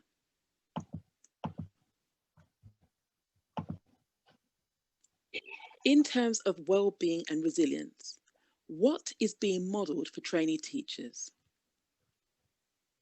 What are the implicit and explicit expectations that are being shared? Which perpetuated myths are having a damaging impact upon the well-being of trainee teachers? How are you demonstrating that well-being is a priority and is actually being valued?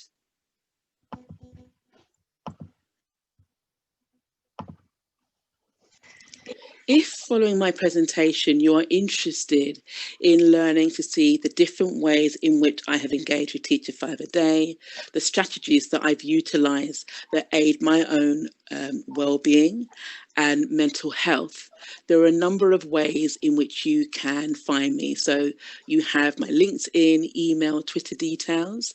I have a number of different blogs and a YouTube channel that shares some of the different aspects that I do. So good luck, all the very best, and have a good day.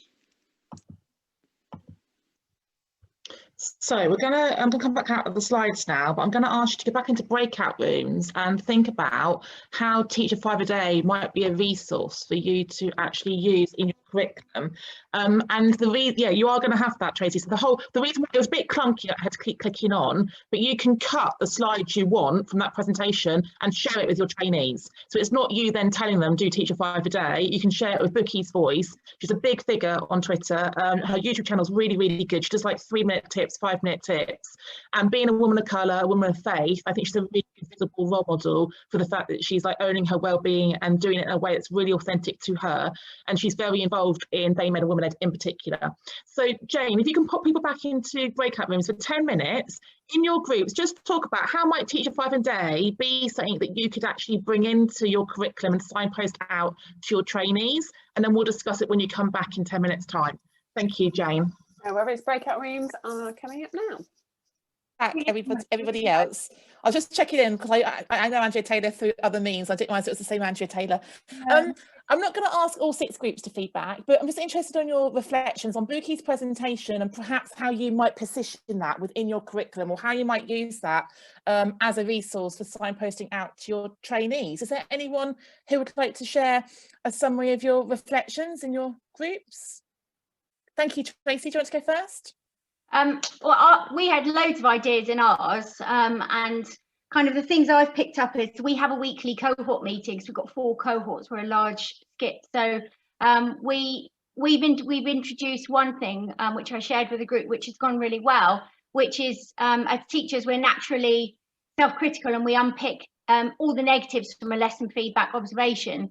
So we've introduced celebration of the week. So they then go into different breakout rooms. So it's a different person, different key stage every time, but they give a quick win, something that they're really proud of that week. And we found that was from a trainee suggestion actually earlier on. And it's a really easy thing to do.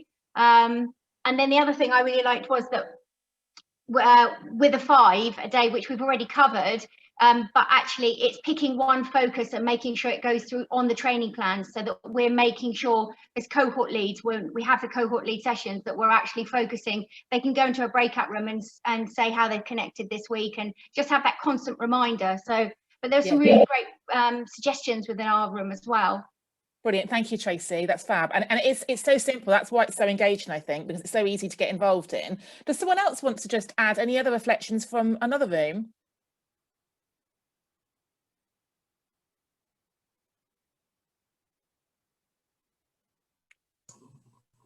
Hi, Davinda. Do you want to go? A couple of things. I think our group had a really productive conversation. I think all of us agreed that we would try to implement more in our curriculum. We do things often at the start of the year, and it's not perhaps continued throughout the year in terms of more sessions on sort of well-being.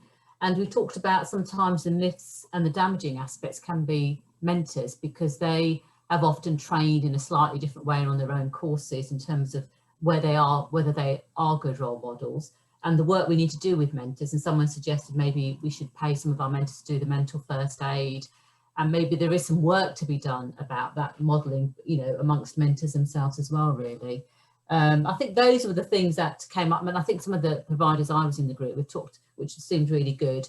You know, when you're assessing trainees, assessing them on their sort of workload and well-being aspects as well, how they're managing. Again, it's another tool to check in with how well they're doing, and what, you know, and to take that forward in terms of giving some advice and feedback about their own workload and well-being as well, really. Thank you, Davinda. And it always makes me, I was an English teacher, so I've always had massive teams of predominantly young women who are absolute perfectionists, and they spend hours colour coding, triple marking their books, doing beautiful displays, and got very, very stressed about their workload.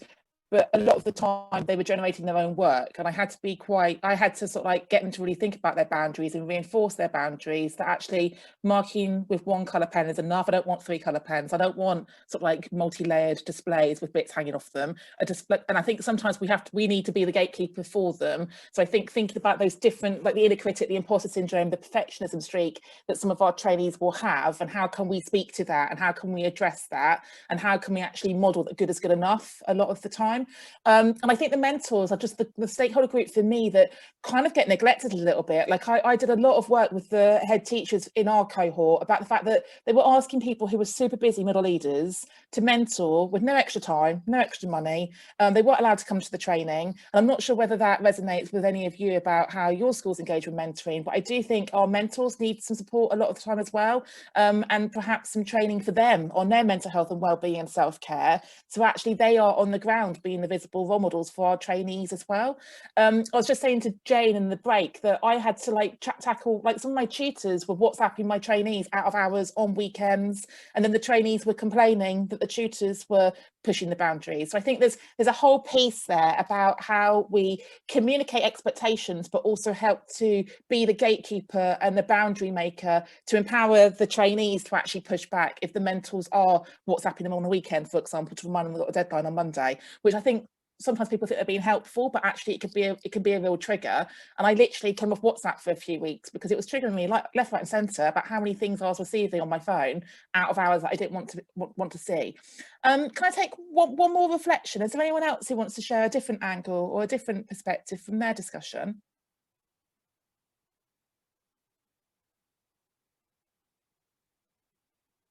Should I call on someone who's not spoken yet today and do that thing that we hate from the teacher? Jill Kendall, you're smiling at me. Would you like to unmute? That's what happens when you smile at me, sweetheart. Do you want to share? I knew you were going to say that. I'm going to refer to someone in our group who actually did something which I was really impressed with. Send a chocolate gift to everyone. And I think that just sums up the lot. Just that our mentors, they are under the cosh, basically. And I think you're absolutely right. Everything you've said, everybody has said the same thing, basically. They always choose brilliant practitioners, which our mentors mostly are, maybe tiny may not be, but mostly they are. They haven't got any time, and especially now that they are running around, especially the secondaries in our school that we're based in, all our schools, they're having bubbles, so they're using their Fitbits as constant reminder how many steps that they're doing in a day, whereas before the students came to them, and obviously now they're moving around the schools. Mentors strengths and our weaknesses. So I think for them to be appreciated more, although we do say thank you, and most of our mentors are ex-trainees, it's a difficult time for everybody. But I really liked the I've written down so many notes about the five a day, teachers 5 a day, which I'd never heard of before, but I'm certainly going to sort of incorporate that a bit more. Drip feeding about well-being, not cursory, and reiterate again, good is good enough. And I like what you said, Hannah, about the perfectionists. I can name at least half of our cohort who are perfectionists, and because they have a little bit more time now, but they're working in that time less constructively, if that makes sense, if that is a word. No, absolutely. And yeah, no, absolutely. And I think you're right, it's those small things, just the thank you cards. Like we do chocolate bars in pigeonholes. Pigeonholes have kind of gone on a lot of schools, and now we're in bubbles. I think exactly. I can't think what it's called. You might have seen it on social media. There's this company that delivers like little goodie boxes, and some head teachers have sent like a goodie box gift to everyone who works for them, and they're a couple of quid. I think some of those little small things, they're so simple, but they make a big difference. And I'm sure lots of you have seen Sarah's book. I always forget what it's called. What They Didn't Teach Me on My PGCE. Have you seen that book from Sarah? So I wrote a couple of sections of that book, and one of the tips I always teach my trainees and my staff around sort of like self-care and well-being is a sunshine box. So I just get everyone to make a sunshine box. When I was a teacher at NQT, it used to be a box in my room where every card would go in it. And when I was having a crappy Friday afternoon with bottom set year 8, I'd open my box, I'd remind myself I'm actually quite a good teacher. And I think now everything's virtual, I make it an inbox folder, and it's just called Sunshine. And any positive feedback or praise I receive goes into that folder, and it's there as that aide memoir. But if you call it a ray of sunshine, it becomes your first inbox folder, because otherwise you've got to scroll down to find it. And I've done a little video for Sarah on her YouTube for NQTs about it. I think just those little simple strategies sometimes do just make a massive, massive difference in helping our trainees bolster themselves and remain positive and remain kind of like focused on the job at hand, and also keep a bit of perspective, because I think perspective goes so quickly. So I just want to go on. Do you want to jump in? A couple of years ago, I had a trainee who went to our course counsellor as a therapist, and she had the real perfectionist gene, and it took over her life, this perfectionism, which so many people, so many teachers have. And she's actually written a piece for me to share with other trainees about how she's overcome that, and it's okay to be good. I'm happy to pop that in the drive if that's useful for any. Oh, please do. Yeah, Charlotte, that'd be amazing. That'd be brilliant, because we know we're a female professional. I'm not saying that men don't have the perfectionism gene, but we know that can be a real trigger for women. And when we wrote the Women Ed book, and the second book is about to come out, like the imposter syndrome, the inner critic, are very much themes that get unpacked through the Women Ed blog. But please do share that, and I'm happy to republish it on my blog as well. I just wanted to spotlight my reference earlier on to diversity. Some of you referenced diversity earlier on in the session, and Buki speaking to it. I do think it's something we need to be really, really aware of, that my kind of two specialisms, the two things I really care about, are mental health and wellbeing and diversity, equity and inclusion. And they're quite often seen as two separate things. And I think we need to think about them in an integrated way. And what is the intersect? Where is the intersectionality between those protected characteristics and the equalities in people's diverse backgrounds and mental health and well-being? And how can we make sure that actually, she cited things like discrimination and prejudice, how can we make sure that we are putting the pastoral support in to enable and nurture and support those diverse trainees whose perhaps their lived experience is different, but also their experience on the programme is going to be different. And there's a lot of discussion at the moment about the lack of diversity in the mentoring and coaching pool in the country. And I'm not saying that if you are a trainee of colour, you need a mentor of colour to mentor you, but I do think we need to think about visible role models. We are a female heavy group today. We know that a lot of women working, so a lot of people working in PGCEs and skits are women, white women in a particular age bracket. And I think we do need to think about how we can diversify the role models on our programmes that our trainees are meeting, because I know from anecdotes from people I know that sometimes people will talk to someone who looks like them, and they will share with someone perhaps a deeper reflection with someone who perhaps has experienced a similar thing to them. So I just wanted to like throw that out into the room and just ask the question really about how do we bring the kind of the diversity into the conversations around mental health and well-being, and if you are in a particularly white area, how have you gone about that with intentionality in a mindful way? Is there anyone who would just like to share any work they're doing around diversity within your ITTE provision? I was lucky enough to second a young male primary programme leader on our skit, and I do think that was a real bonus. Yeah, and I'm not sure how many of you are on Twitter, but Mike and Matt launched Men Teach in Primary at the start of the year, because we know that there's a lack of role models for men in primary school. And these two guys work at the same school. They both teach year 6, as men often do in primary. But they have basically brought together a network of men who teach in primary schools. And they do regular videos, put them out on YouTube. They've got a blog. So they're worth signposting out, because I do think male trainees in primary can get quite isolated. And also I hear they get a bit henpecked sometimes. And some of the things that they get said to them as young men in a primary school is quite different to what a young female might experience. Yeah, absolutely. I'll find the link for you, Joe. Is there someone else who wants to share a thought? Davina, do you want to go whilst I share that link for Men Teach Primary? Go for it, Defender. In terms of diversity, I mean, what we've been doing, you know, we've got a very diverse cohort, and some of the things that we're doing in terms of increasing our diversity of our course is when they were face-to-face, not virtual, we take a diverse cohort of trainees with us to some of our marketing events, or our information events to show, you know, the diverse cohort that we have and how successful they are on the courses as well. So I think that's a really good way forward in terms of using you know, the trainees on your course as a voice in terms of their experiences about teacher education as well, really.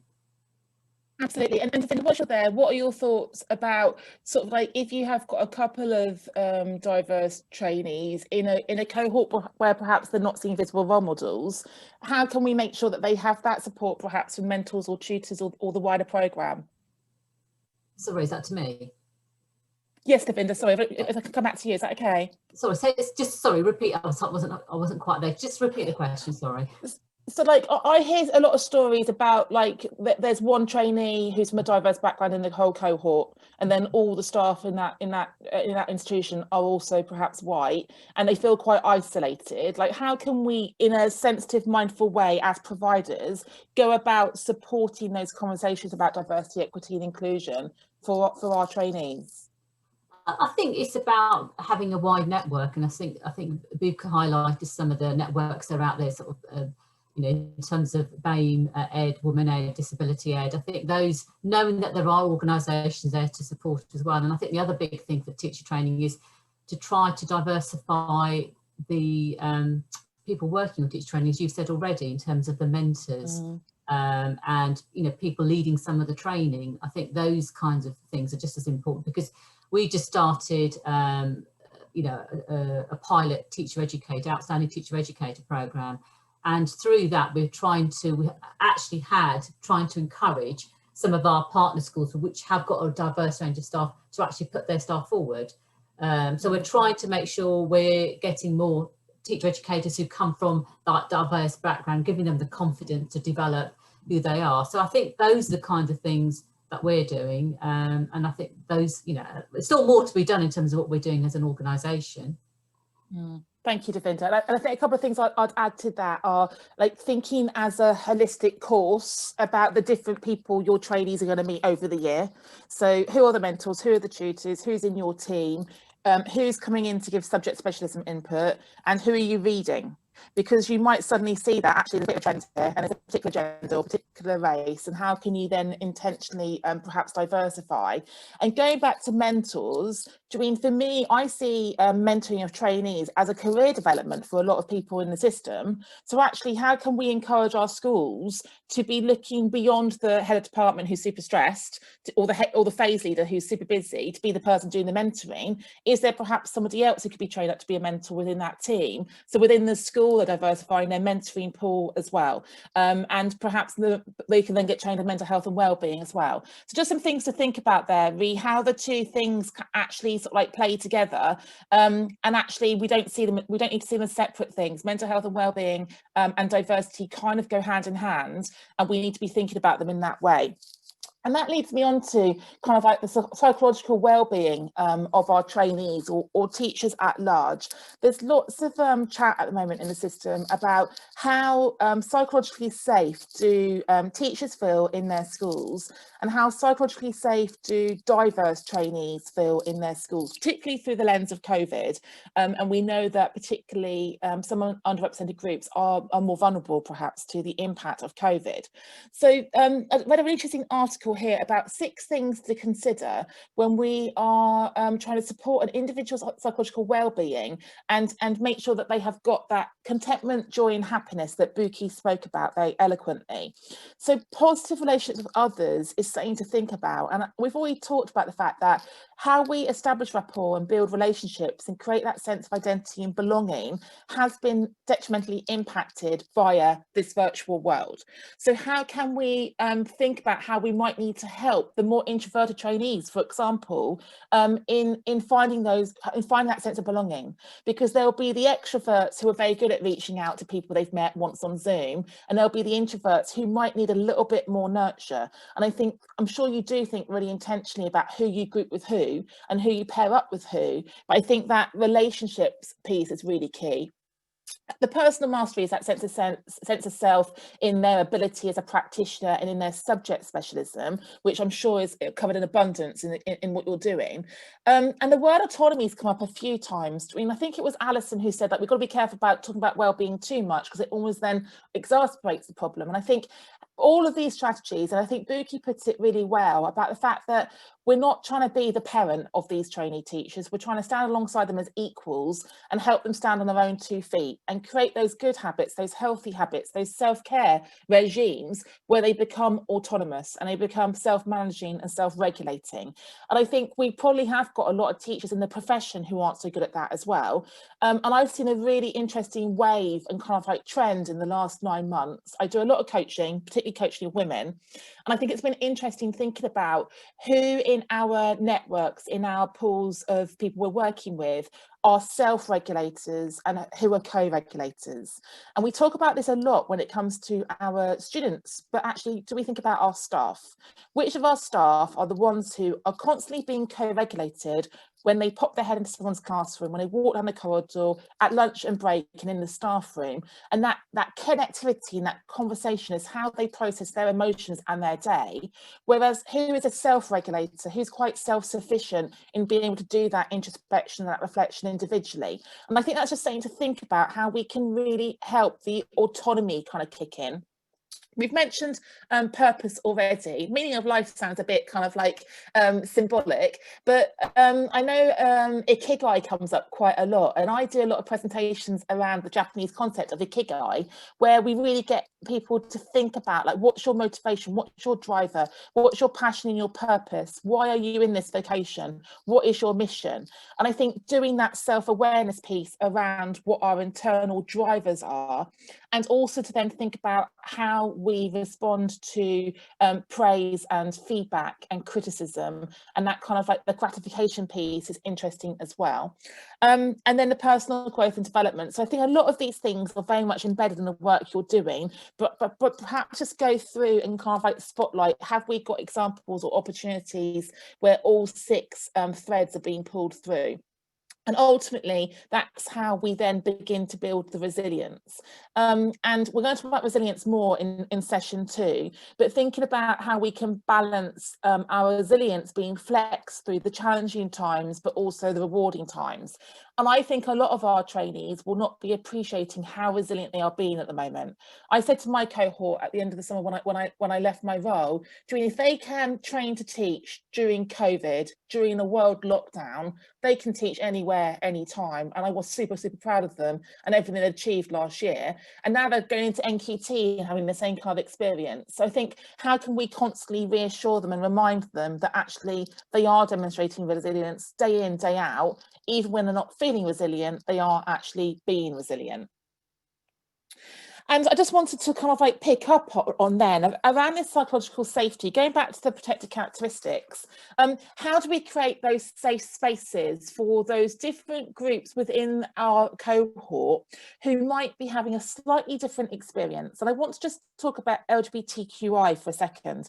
So I host quite a lot of diversity sort of like strands and webinars, and we had a young male LGBT teacher talk at the last one. And we had quite a young male group in the audience, and some of the stories they shared about the homophobia they have experienced in their schools was really quite shocking.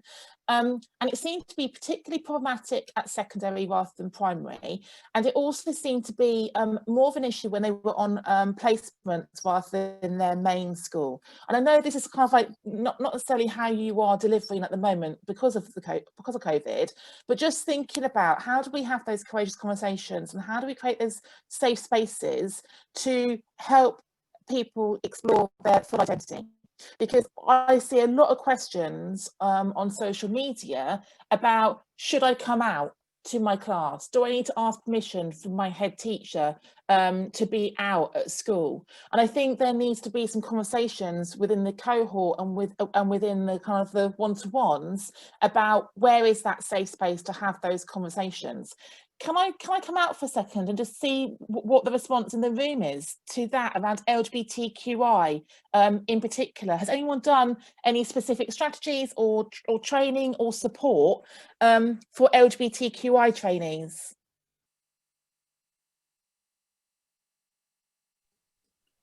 We've done the LGBTQ training for trainees. And I think the most valuable thing is the raising awareness and the subsequent discussion. But I think that's not enough. And I really like your idea of having that who is that safe person to talk to? Who can they actually approach and talk to about it, and making that really visible? And now you've really made me think about next year and next year's cohort, and actually let's talk to those trainees. Let's enlist some of those trainees that would represent not just LGBTQ, who might be interested in supporting other trainees with mental health, with diversity, and actually get them involved as well. I think, you know, that the raising awareness in that sense would be really strong. Thank you. And I think also, because we have the training of what to do as a teacher, but then there's the kind of the us as a human being bit as well, isn't there? And I think if we think about the data of mental health conditions and LGBTQI, there's a massive overlap. Okay, if we look at student data and adult data, particularly in contexts where people can't show up and be their authentic selves. So I'm not sure how many of you are from faith schools, for example. I hear a lot of anecdotes about LGBTQI asking an interview whether or not they can be out in the school, and having conversations about it, and then having to make a choice at interview. Am I happy as a gay teacher to go and work in a school where I'm not allowed to be out with the staff and with the students? And there's a term called emotional tax, where if you cannot show up and be your authentic self every day, then you are expending emotional energy on hiding part of you, and that then drains your energy, and then that affects your mental health and well-being, and it becomes a kind of a cycle from there. When I started Diverse Educators with my old deputy head, Benny Cara, who I want to spotlight for you because she published a book last week called The Little Book of Diversity in Schools, and I'll put the link in. So she is a brown woman who is bisexual, and she was out at our school, and just the permission that gave to other staff to then talk about who they were and their own backgrounds, but the permission it gave to our students and to our parent carer body as well, it made it a very safe space and a very inclusive space. And I want to just talk about inclusion for a second, because I think part of that training that Joe spotlighted is also thinking about how we can talk about inclusive allyship and how we can all be advocates for each other. I'm quite interested in the kind of the concept of privilege, and I'm a straight white woman. I mean, I've got a lot of privilege, I'm very aware of that, but I sit in lots of spaces where I learn a lot about people's lived experience. And I think there's a piece there with our cohorts about the fact you might not be gay, you might not be black, you might not be Muslim, but actually you need to be an advocate for the other people in our cohorts, so that actually if they disclose to you, you know what to do to support them as well. So I think there can be a holistic discussion and training there, that everybody gets, the tide gets lifted for everybody by having those conversations, but it then creates that safety perhaps for the deeper one-to-one conversations to spiral out of that as well. Thank you, Joe, for that. And I think somebody else was trying to speak at the same time. Who else unmuted a second ago and wants to share LGBTQI training or input? It was just me, Hi, Hannah. Julie. Again, we deliver LGBT training very much from a point of view of the pupils, you know, and you know, our trainees kind of knowing about that. And I was just thinking, and in one of our breakout rooms earlier, I did say this as well, that I think that the person who delivers that might be a good person that could be the safe person for trainees to go to on reflection. So I'm going to speak to her about that now as well. Brilliant, thank you. And LGBT Ed are a brilliant network. They have got a fantastic website. They do a weekly chat. I've just popped in the link to Benny and her book launch. I think 7,000 people watched it on Saturday, and the book's like 12 quid on Amazon. So I do recommend that. And if you want an organisation who are really good at LGBTQI training, I really recommend Educate and Celebrate. Dr. Ellie Barnes and Dr. Anna Carlisle have done a lot of research in this space, and they ran whole staff training for me every year when I was ahead. and it gave us the language. Like I didn't know what heteronormativity was, for example. I didn't refer to myself as being cisgender before I went through that training. So to get that understanding and that awareness, that terminology, they are brilliant at training. And a lot of my NQTs actually then became my diversity champions in my school, because as we all know, like the next generation's relationship with DEI is very different to our relationship with diversity, equity and inclusion. And it actually gave them opportunities for their own career development as well. Any other reflections on diversity before I go back into the slides? Or any questions about diversity before I go back into the slides? No? Okay, let me go back in. Got too many screens open now, get myself in a muddle.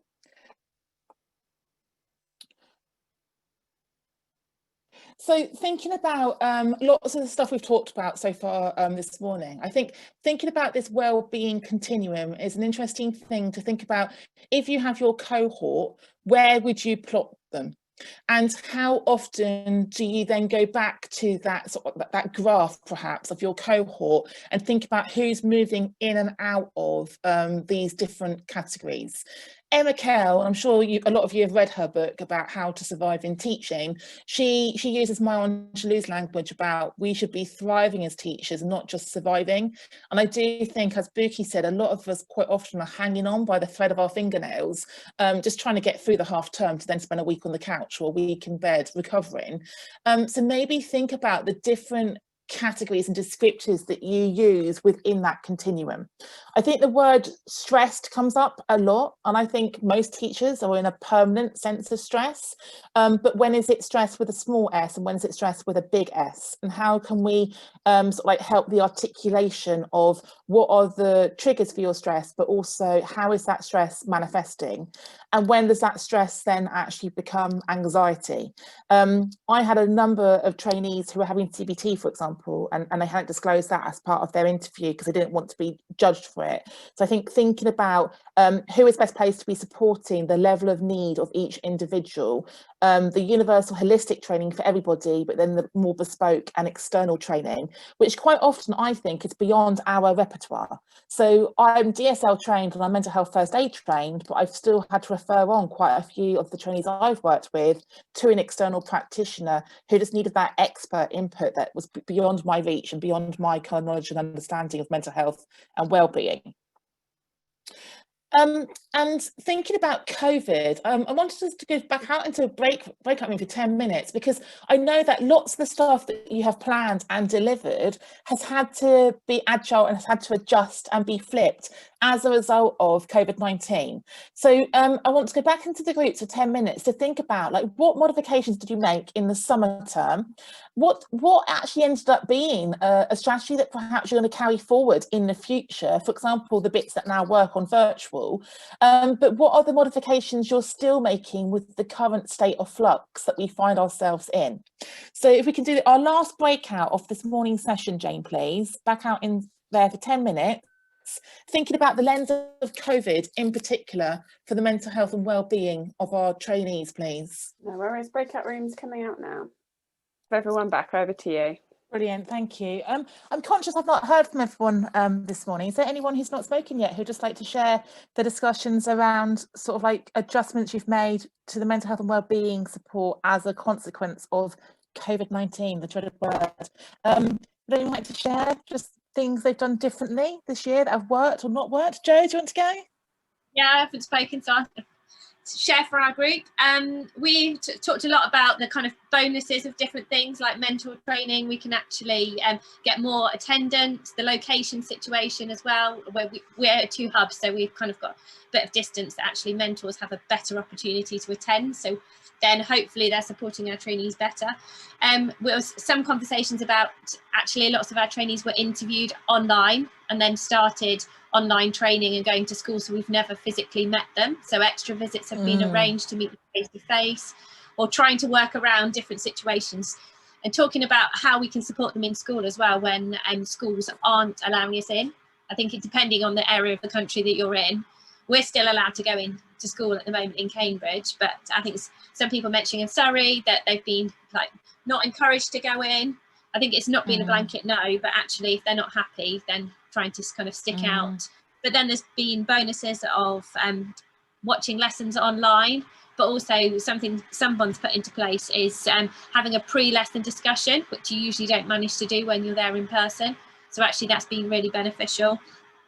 But huge discussions about training and breakout rooms. I think we've kind of all agreed that about 4 and 5 people in a breakout room seems to kind of be optimum. To support people planning those breakout rooms in the groups of trainees. Also protocols about like cameras on, so we know you're here, and if you can't do that, let us know otherwise. But also some trainees seem to be forgetting that actually you can see them. So when they're not engaged in training, but some people have been phoning trainees and saying, oh, we noticed you're not engaging today, is there an issue? And then they've noticed better engagement in future sessions. So that's something to kind of think about, which is definitely kind of beneficial.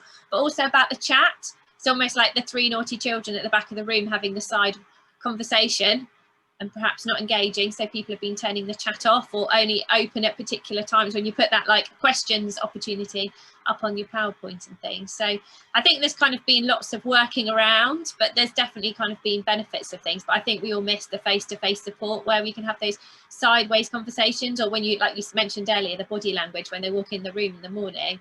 You know you need to touch base with that trainee at some point that day. You just don't get that on Zoom. No, absolutely. Thank you, Jo. Loads of points I want to pick up on there. But the main one, I want to go back to kind of my comments about introversion and extroversion, because I've heard lots of feedback from introverts that they actually have found their voice online, because they really struggle in meetings where there's big personalities, dominant voices, and it's like crossfire. But because it is taking it in turns and a bit more controlled, they've actually found it easier to perhaps disclose and chat. So that's just something to think about, how we perhaps can use that moving forward for the quieter, more introverted characters in particular. Thank you, Jo. Is there someone else who wants to share some different points that was discussed in a different breakout room? Perhaps someone who we've not heard from yet today?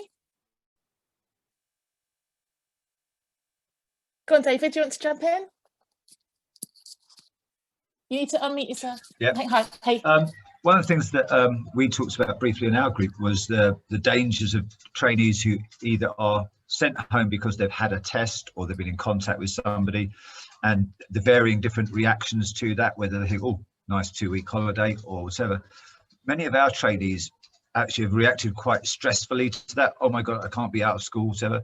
And so one of the things that we've done is we've actually posted and told them about the fact that there's a guide to remote learning on our resources, but of our website, so that if that does happen to them, they mustn't panic. They can just click on that. It gives them some guidance to what they can do when they're at home, and actually allows them to kind of get ahead with their reading and stuff. That it's actually a useful time. So that's one of the things that we've done to kind of anticipate the stress of being told you're going to have to go home, or because they do worry about that sort of stuff, but they worry less if they know there's a kind of a strategy in place. And one of the other things we've got is our provider who we work with has got we've got a trainee who's shielding and has been sent home by Public Health England, but they are a little community now. There's 5 of them, and they are teaching each other lessons as well remotely. They're preparing lessons and teaching them to each other. So again, they're going back to our mental health and well-being. They're not alone. There's other people in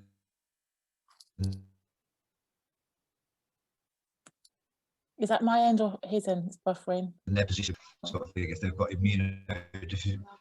So there we go. Thank you, David. And as you started talking the first piece, I was going to say about shielding students, because I had a trainee who worked in a school where they went to Italy on a ski trip in February, and she had an immunodeficiency condition, and she had to shield at home for the whole of spring too. And then we obviously went into lockdown, so she spent half of her PGCE basically not in a school. And I think that's great to hear how you're creating those support networks, and is everyone disclosing their physical conditions, because actually are they worried that they're not going to pass the course if they tell us they've got something that actually means they can't go into school? And I think there's something there to unpack as well. Can I take one more reflection from a different person, a different room? Anything else for the modifications we've made for Pippa? Do you want to jump? Pippa, were you scratching or were you putting your hands up? You're scratching. Okay, you don't want to talk, that's fine. Who have I not heard from yet today? Eilish, Eilish, do you want to share any thoughts? What was your group talking about? We were just talking about being quite flexible in sort of how we set up tasks. So if we give them many follow-up tasks after our sort of curriculum lessons, looking at the content, it's, you know, normally we would do like a pupil pursuit to help with this task and evaluate it. However, how we can try this, and it's just coming up with those solutions that although yes, we're in a situation where we could be restricted, we can, you know, still do this and this, and it, you know, it will still be really effective in allowing you to develop. That's a great example, because we are natural problem solvers as teachers, and actually sort of like spotlighting that as a skill, that this is what we'd normally do, how are we going to do it differently, but also developing that skill, because as teachers we have to think on our feet and adapt constantly, don't we? And actually that's a quality in itself. How do we nurture that? And Joe's just mentioned in the chat about newsletters, trainees showing creative things they've done in lockdown. That's lovely. So Joe, go back to the Teacher 5 a day. That's a lovely way of spotlighting the things that people are doing for their hobbies. Do you want to jump in? Yeah. I mean, we talked about it because there was one lady, sorry, I can't remember who it was, but she talked about, it was Joe Waldridge. Sorry, Joe, I'm naming and shaming you. Do you want to tell them a little bit about your day? Joe, yeah, sure. It was just, it was like a professional learning session for a couple of hours on creativity during COVID, and how for some people creativity really suffered during COVID for obvious reasons, because they felt isolated and not able to socialize, and some people need that for creativity to flourish, but others found that actually their creativity did flourish, and they had time to get involved in crafting or do DIY projects, or, you know, pick up baking more, and many trainees that are parents were homeschooling and so involved in the creative projects of their children as well. And so it was a professional learning session around how creativity was functioning during COVID, but also how it was a positive release for some people. And I modelled by example. I'm an art teacher by trade, and was at home with a 2-year-old, and so doing lots of creative projects, managing that around my work life as well. Shared that with the trainees, who then shared what they were doing. And it was just a really nice kind of get together for people, and a release, and then that carried on with people sending me photos of what they were doing, and they communicated across different subject areas as well. Yeah, and then that prompted, is it Joe, to say that she did a similar thing in her institution around the newsletters. And I won't take your place, Joe, sharing what you did. Okay, thank you, Joe. So yeah, just I mean, we would just invite trainees to let us know what they've been doing in lockdown, and then we started sharing them via sort of a format.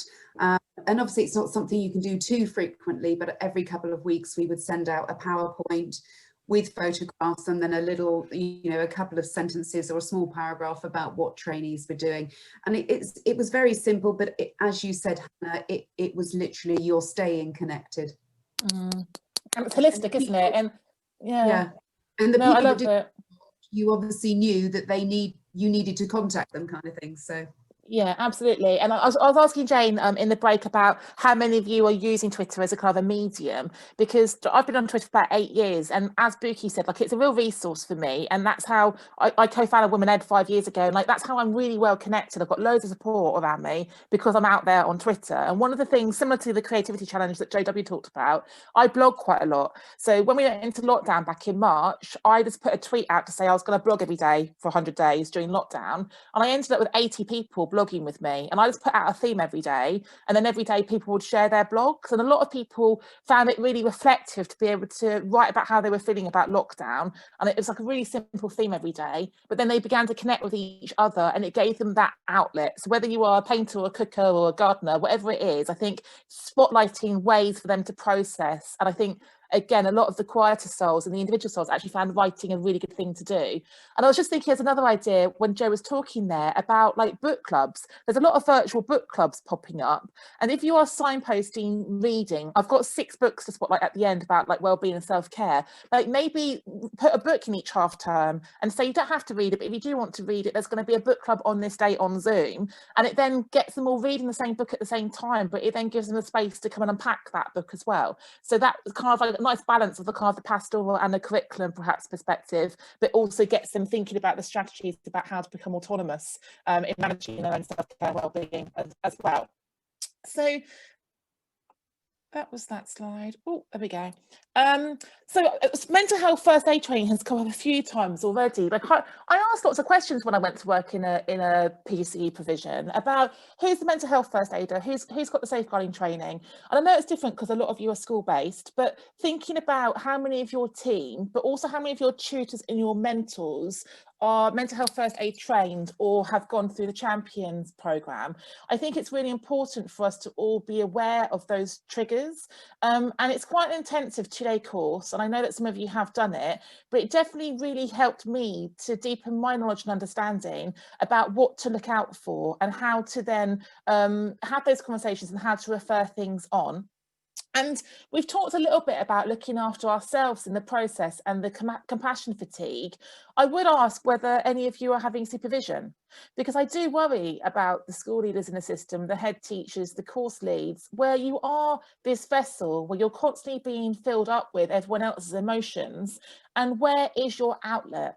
And if your provider's not investing in supervision, could you perhaps pair up and supervise each other and have a space where you can offload to each other to process some of the stuff you're actually dealing with?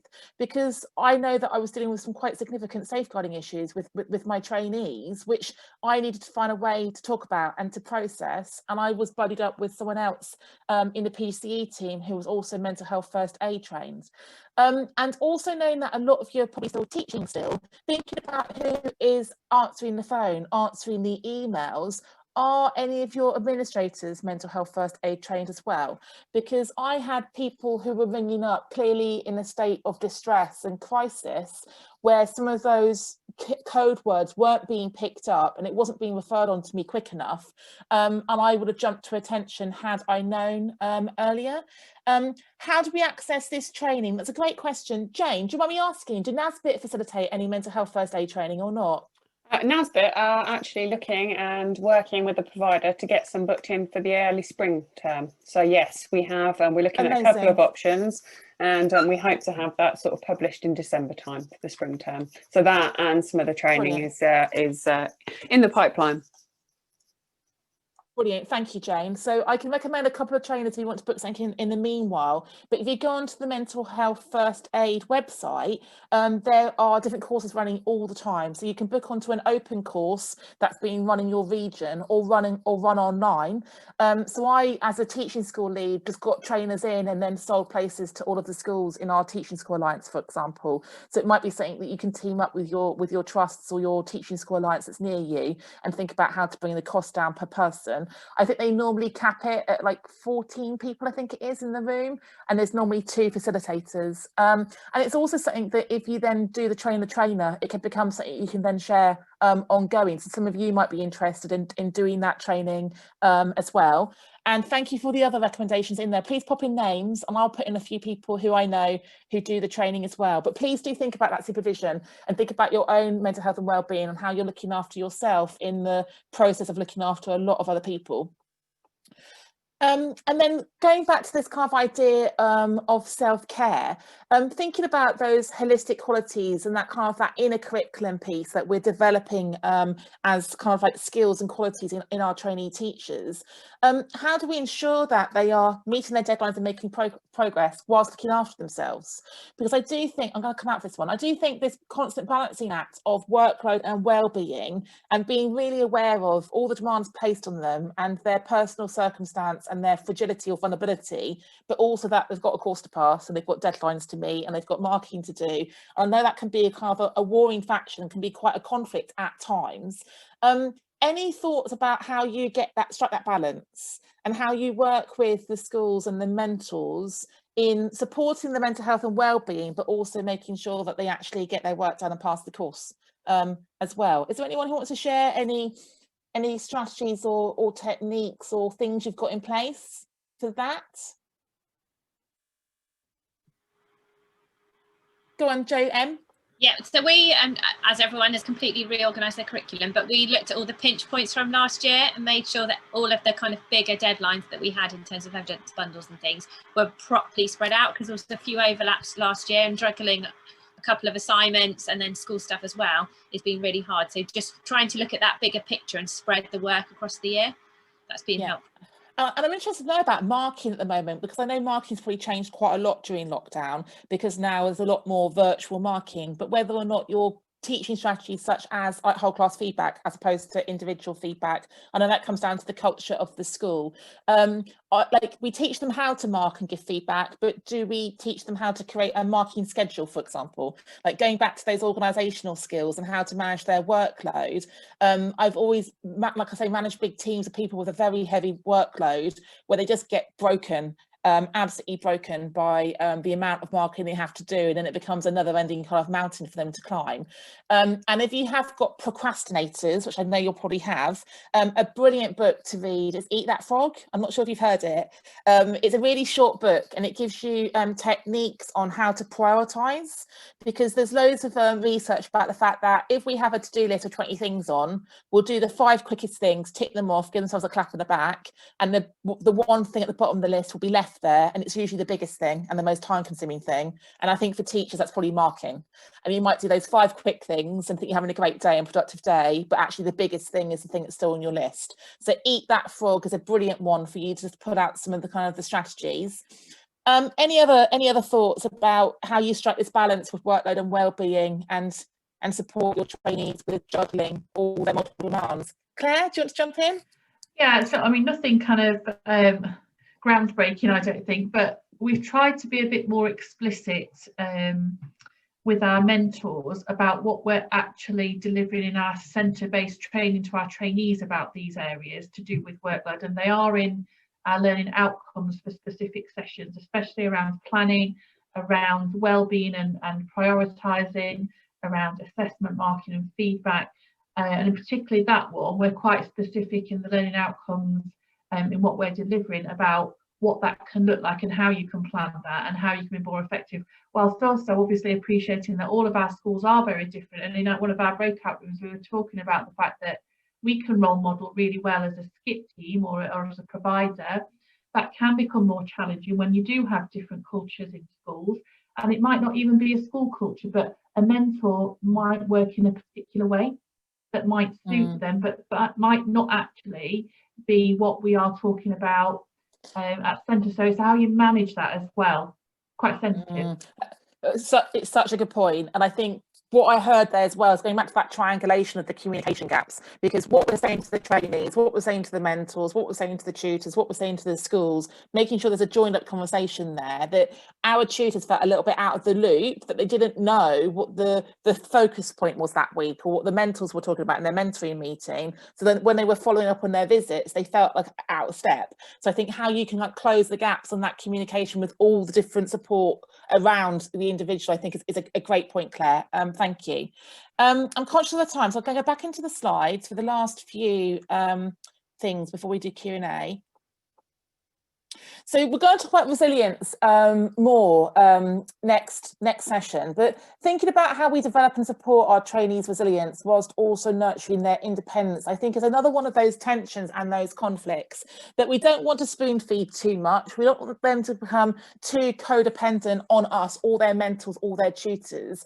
And I definitely had some who became far too attached to those different adult figures, parent figures around them. And how do we sort of like give the nurture and the support, but also give a little bit of tough love about the fact that actually you do need to be resilient to be a teacher, because it is a really frenetic, full-on profession to come into, and we're going to do a disservice if we're too kind, we're too compassionate, and we're too flexible.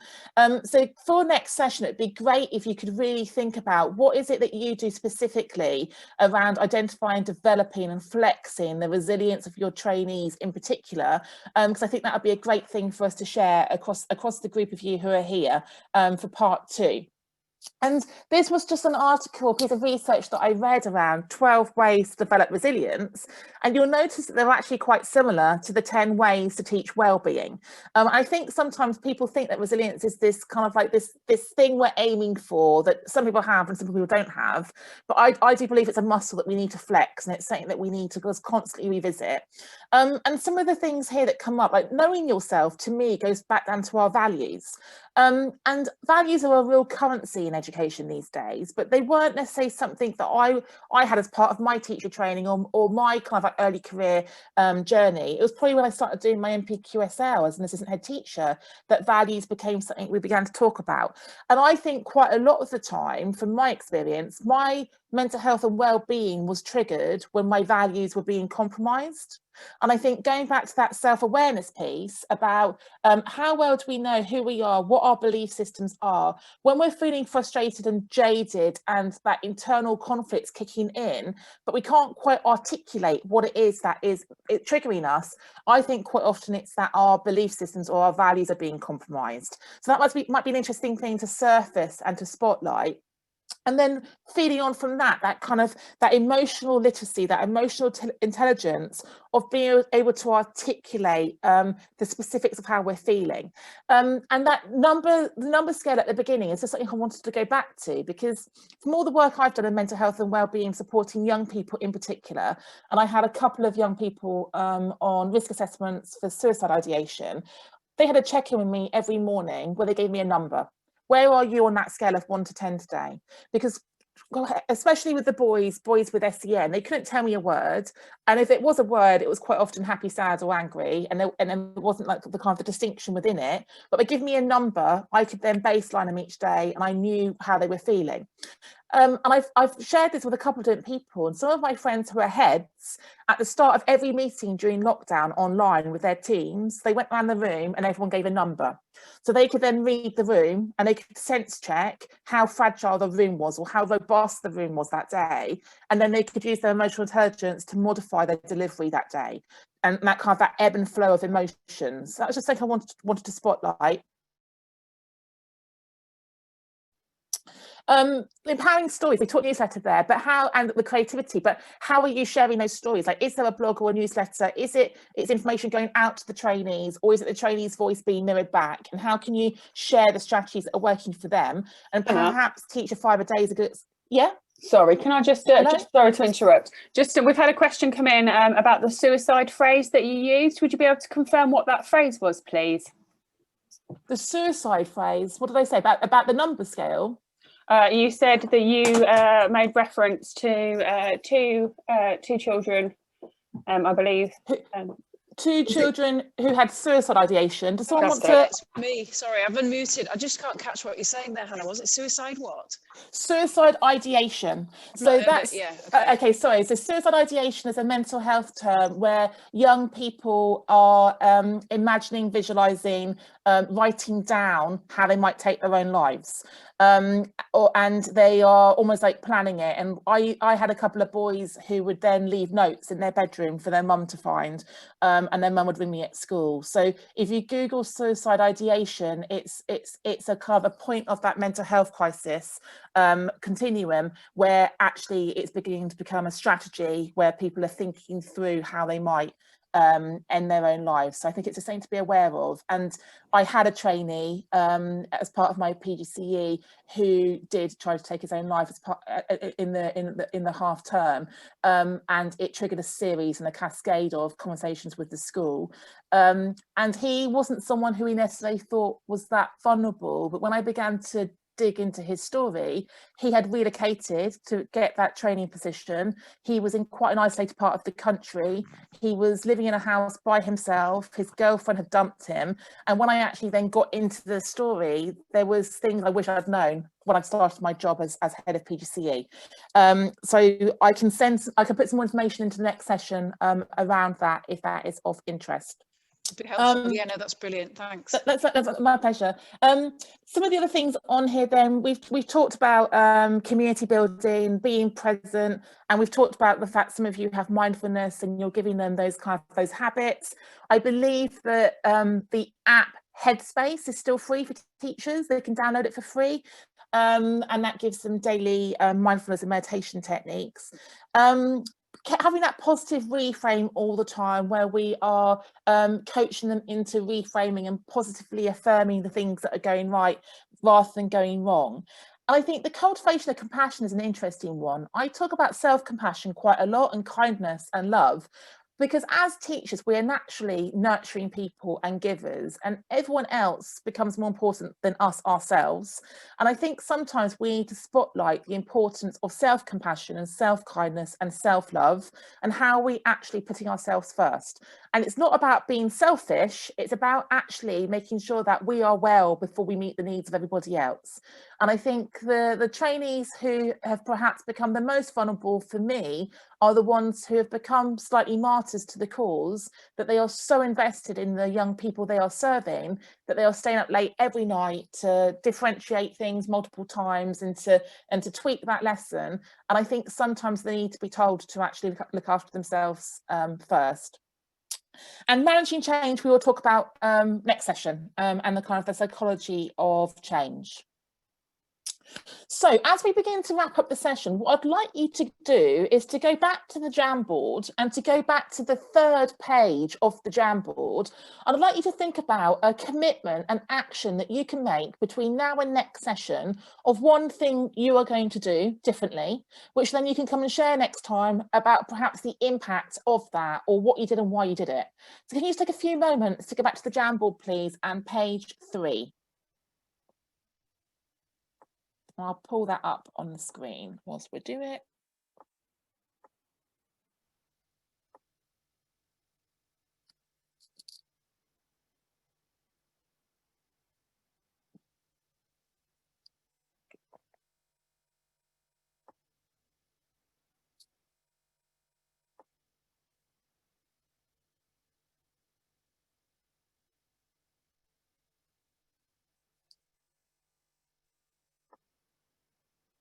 And if you're done quickly, please do look back at page 1 and page 2. I've grouped the things that you had popped on there earlier on to see some of the trends and some of the things that you are sharing.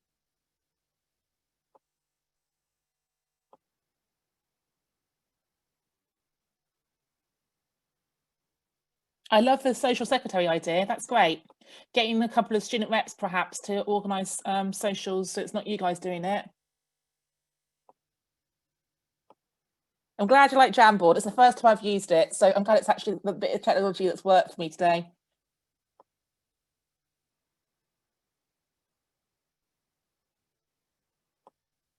Socials, newsletter. Yes, thank you for moderating WhatsApp.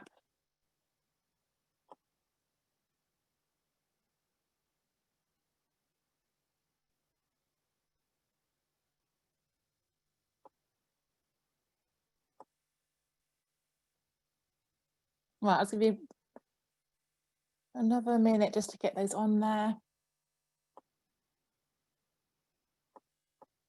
I'm glad Teacher 5 Days gone down well. If you are on Twitter, please do look at the hashtag Teacher 5 a Day. Please do find Bookie Youssef and tell her you enjoyed her input.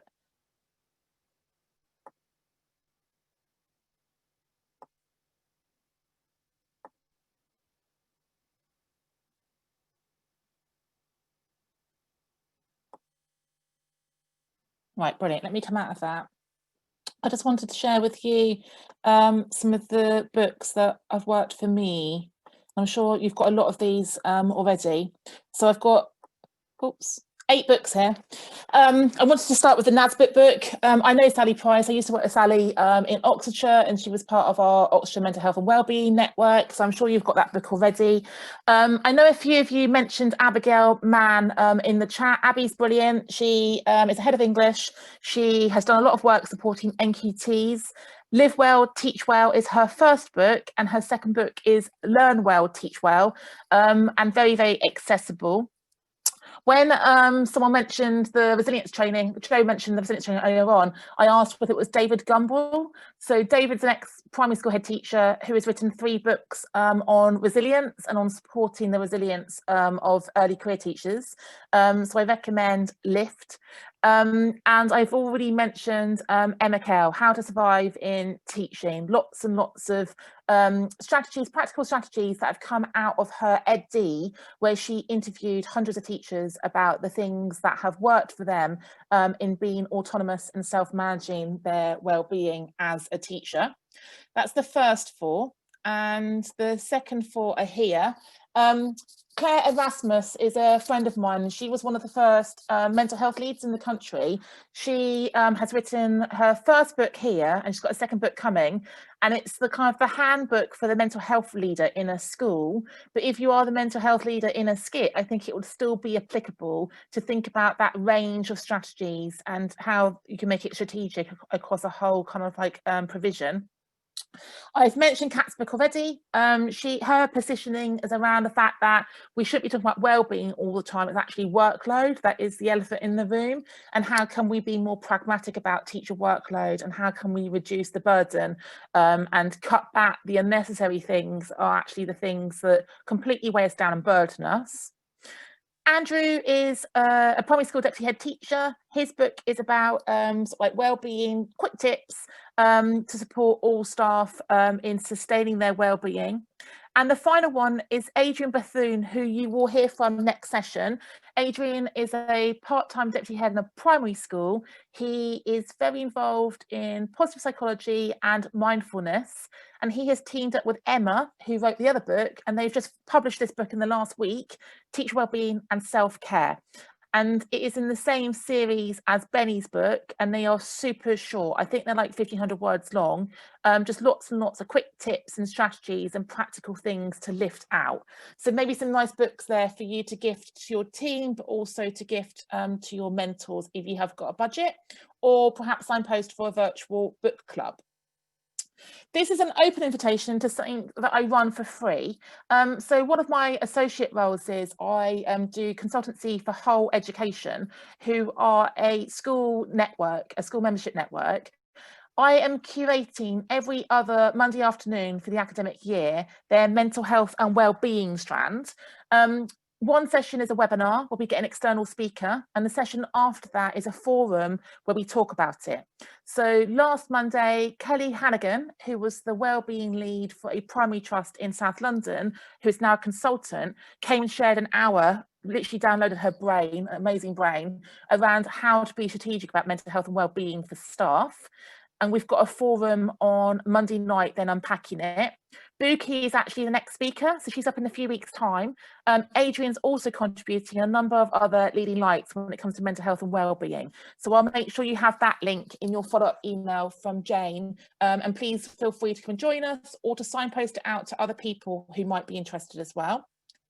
And that leads me into reflections and Q&As. Let me come out of the slides. I think we've got 10 minutes left. Is that right? 10 minutes, Jane? Yeah. Oh, 8 minutes left. Okay. So if you want to shoot off and have a cup of tea before your next meeting, you're very welcome to. But if you want to hang around and ask any questions or share any thoughts or comments, please unmute yourself. And also, please do let Jane know if there's particular things that you want me to make sure I speak about in part 2 of this series. So thank you very much for everyone who's joined us.